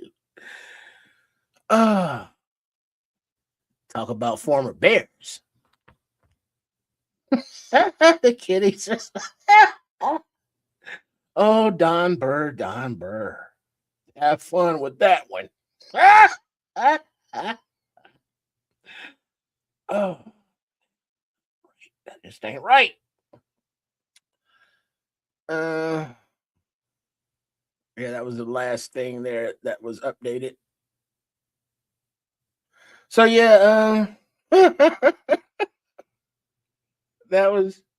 I don't know why I'm laughing. I don't, but I am. It tickles me. I'm tickled. All right, so yeah, the Bears spent a little bit of money, what they had, and they spent it judiciously. They got some good pieces, good deals. They increased the team speed, and so yes, this team will have some new faces come, 2026 and beyond. And that's one thing that Ben Johnson alluded to during the season. One of his post-game locker room speeches that, right now at that time, that team won't ever be the same, player-wise, coach-wise, staff-wise. So every year when you go into the season, that's your group. That's your squad. And the next season, it's going to be different. Guys retire, guys get hurt, guys get traded, guys are free agents, guys retire, so you have to replace them. You got to get younger, you got to get faster, you got to get better. And that's every position. So the faces, the personalities is all going to be different next year. And we can't say, well, it's going to be worse. We can't say it's going to be better, but we hope it's going to be better, right? Because the culture has been set, and it was good. Now we need better, and then we're going to get the best, right? That's the way it works, or that's the way it's supposed to. So that's where we're at. Now, what is this? Who are the best free agents still available? According to the NFL, we are almost 4 hours into the negotiating window of NFL free agency. Who are the best players still available? Now, according to NFL analyst Matt Bowen, for the top 10 free agents who have not agreed to new deals, Trey Hendrickson, edge; Rasheed Walker, offensive tackle; Odafe Owe, edge. Oh, that was the Elway. That was the guy that I think Nomad liked. Their kids wanted him. Braden Smith, offensive tackle; Quay Walker, linebacker; Reek Woolen, cornerback; Devin Lloyd, linebacker; Kyler Murray, quarterback; Romeo Doubs, wide receiver; and Rashid Shaheed, wide receiver. So those are the top free agents. I'm pretty sure, we're out of that whole Hendrickson discussion, with the amount of money that we got. I think he was looked at by Dallas, but Dallas then traded for Gary from the Packers. Rasheed Walker, left tackle, still out there, kind of surprising. Edges have gone a little bit, linebackers have gone a little bit, but wide receivers, Rashid Shaheed, I'm kind of surprised he's still out there. So it's like, are they these guys trying to get paid? You know what I mean? Trying to get that top dollar. So, that's why they're still out there, because teams like the Bears are cash strapped or cap strapped, and other teams that have the cap space don't need those positions filled. So this is how prices come down. If teams do not sign, players after so long, it's like, well, I know I was asking for 20 million, but how about 15? 10? And then that's when it's like, well, for 10, we'll cut this guy at this position and then bring you in, because you're better. And so the waves of free agency, available cap space, and positions of need on rosters, all these things factor into it. So if, Rashid Shaheed, if his price comes down, because I'm sure he's demanding a pretty penny, but, we lost DJ to trade. We lost Oz to free agency. And yes, we got, JP Richardson, white chocolate, in the wings. We got Jade Walker in the wings, but you still want to add to that room, right? And is it going to be a draft thing? Because Romeo Doubs, Rashid Shaheed, probably not. Depth wide receiver, draft. Tight end depth, draft. And the rest of the defensive, not only depth, but starters, draft. I would not be surprised to see a rookie strong safety out there starting. I wouldn't be surprised to see a rookie linebacker out there, some place, rookie cornerbacks, plural. Yeah, I said plural, backs. So the rookies are going to be another prominent part of this team going forward next year. And with the projected development that the coaching staff did last year on last year's draft class, if they can have that kind of success on this draft class as well and keep it moving, we're in a beautiful spot, baby. We are in a beautiful spot as a team. And then, Kevin Warren doing his thing. We're going to get that new stadium popping off. Wherever it is, I don't care. I got no preferences. Nostalgia, says Soldier Field, right there downtown on the lake. But shit happens. People move. Things change. Now it's over there or over there. What are you going to do? Watch it on TV if you can find the right app. Let's see. Need to resign. No other moves. Let's see. You got basically Devin Bush and DeMarco Jackson for the price of Tremaine. Nice. Because was it for the price of Roquan, we got TJ Edwards and Tremaine for that monetary, value-wise. And then now we done getting faster with these two guys and better, I think. Because DeMarco Jackson was a difference on the field on defense for this for the last season. I think when he was on the field, you saw it was different. More so than when Tremaine was out there, even when he was healthy. But yeah, so Devin Bush and DeMarco Jackson basically for what Tremaine cost. That's good value shopping. You can't shop top shelf or or the brand names. Sometimes you got to get a little generics. You know what I mean? But guess what? The generic is top shelf stuff, just in generic wrapping. You develop it, you bring it out, and then boom, now you got it's top shelf that you get from generic. See how that works? Yeah, it is. And no more moves yet, other than that great Kitty's pickup of Larry Borom. 6 minutes ago, no updates.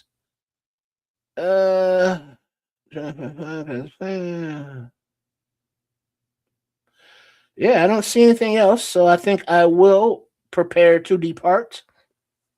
And then I want you all, if you so desire, going over there to the Barroom Network, Greg Gabriel Talks Football GTF with the Podfather Aldo himself. Such a stud meister. And then come back here, whether it be on what up, White Ghost? Whether it be on at Keds the Canuck, Nomad Network, or Triple R SCS, Sports Chicago style. And we will be back this evening in a little over 3 hours at 6 p.m. Central. We're going to, all three of us, break down what the team has done today, league-wise, team-wise, and any other moves that are made between now and then. So thanks for hanging out with me. Everybody in the chat, thanks for building. And let's just keep looking forward to this Bears squad, this Bears team, this Bears organization being back to where they need to be in the top and the pinnacle of winning in this NF damn L. All right. So thanks for hanging out, and I will check y'all later. And we're gonna wrap it up. And let's see, we got a little closing thing that we're gonna do here. I'm gonna find those assets. Yeah, that's in there. And then we find the close, and then once I play that outro, and then I will see y'all later. All right. Bear down, y'all. Bear TF down.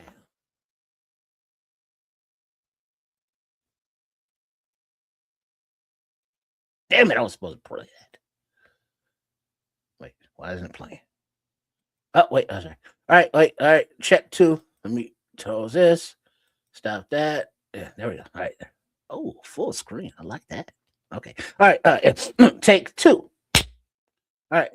So, see y'all later, 6 o'clock, and see you over in the chat at the Barroom Network. So until then, bear down, y'all.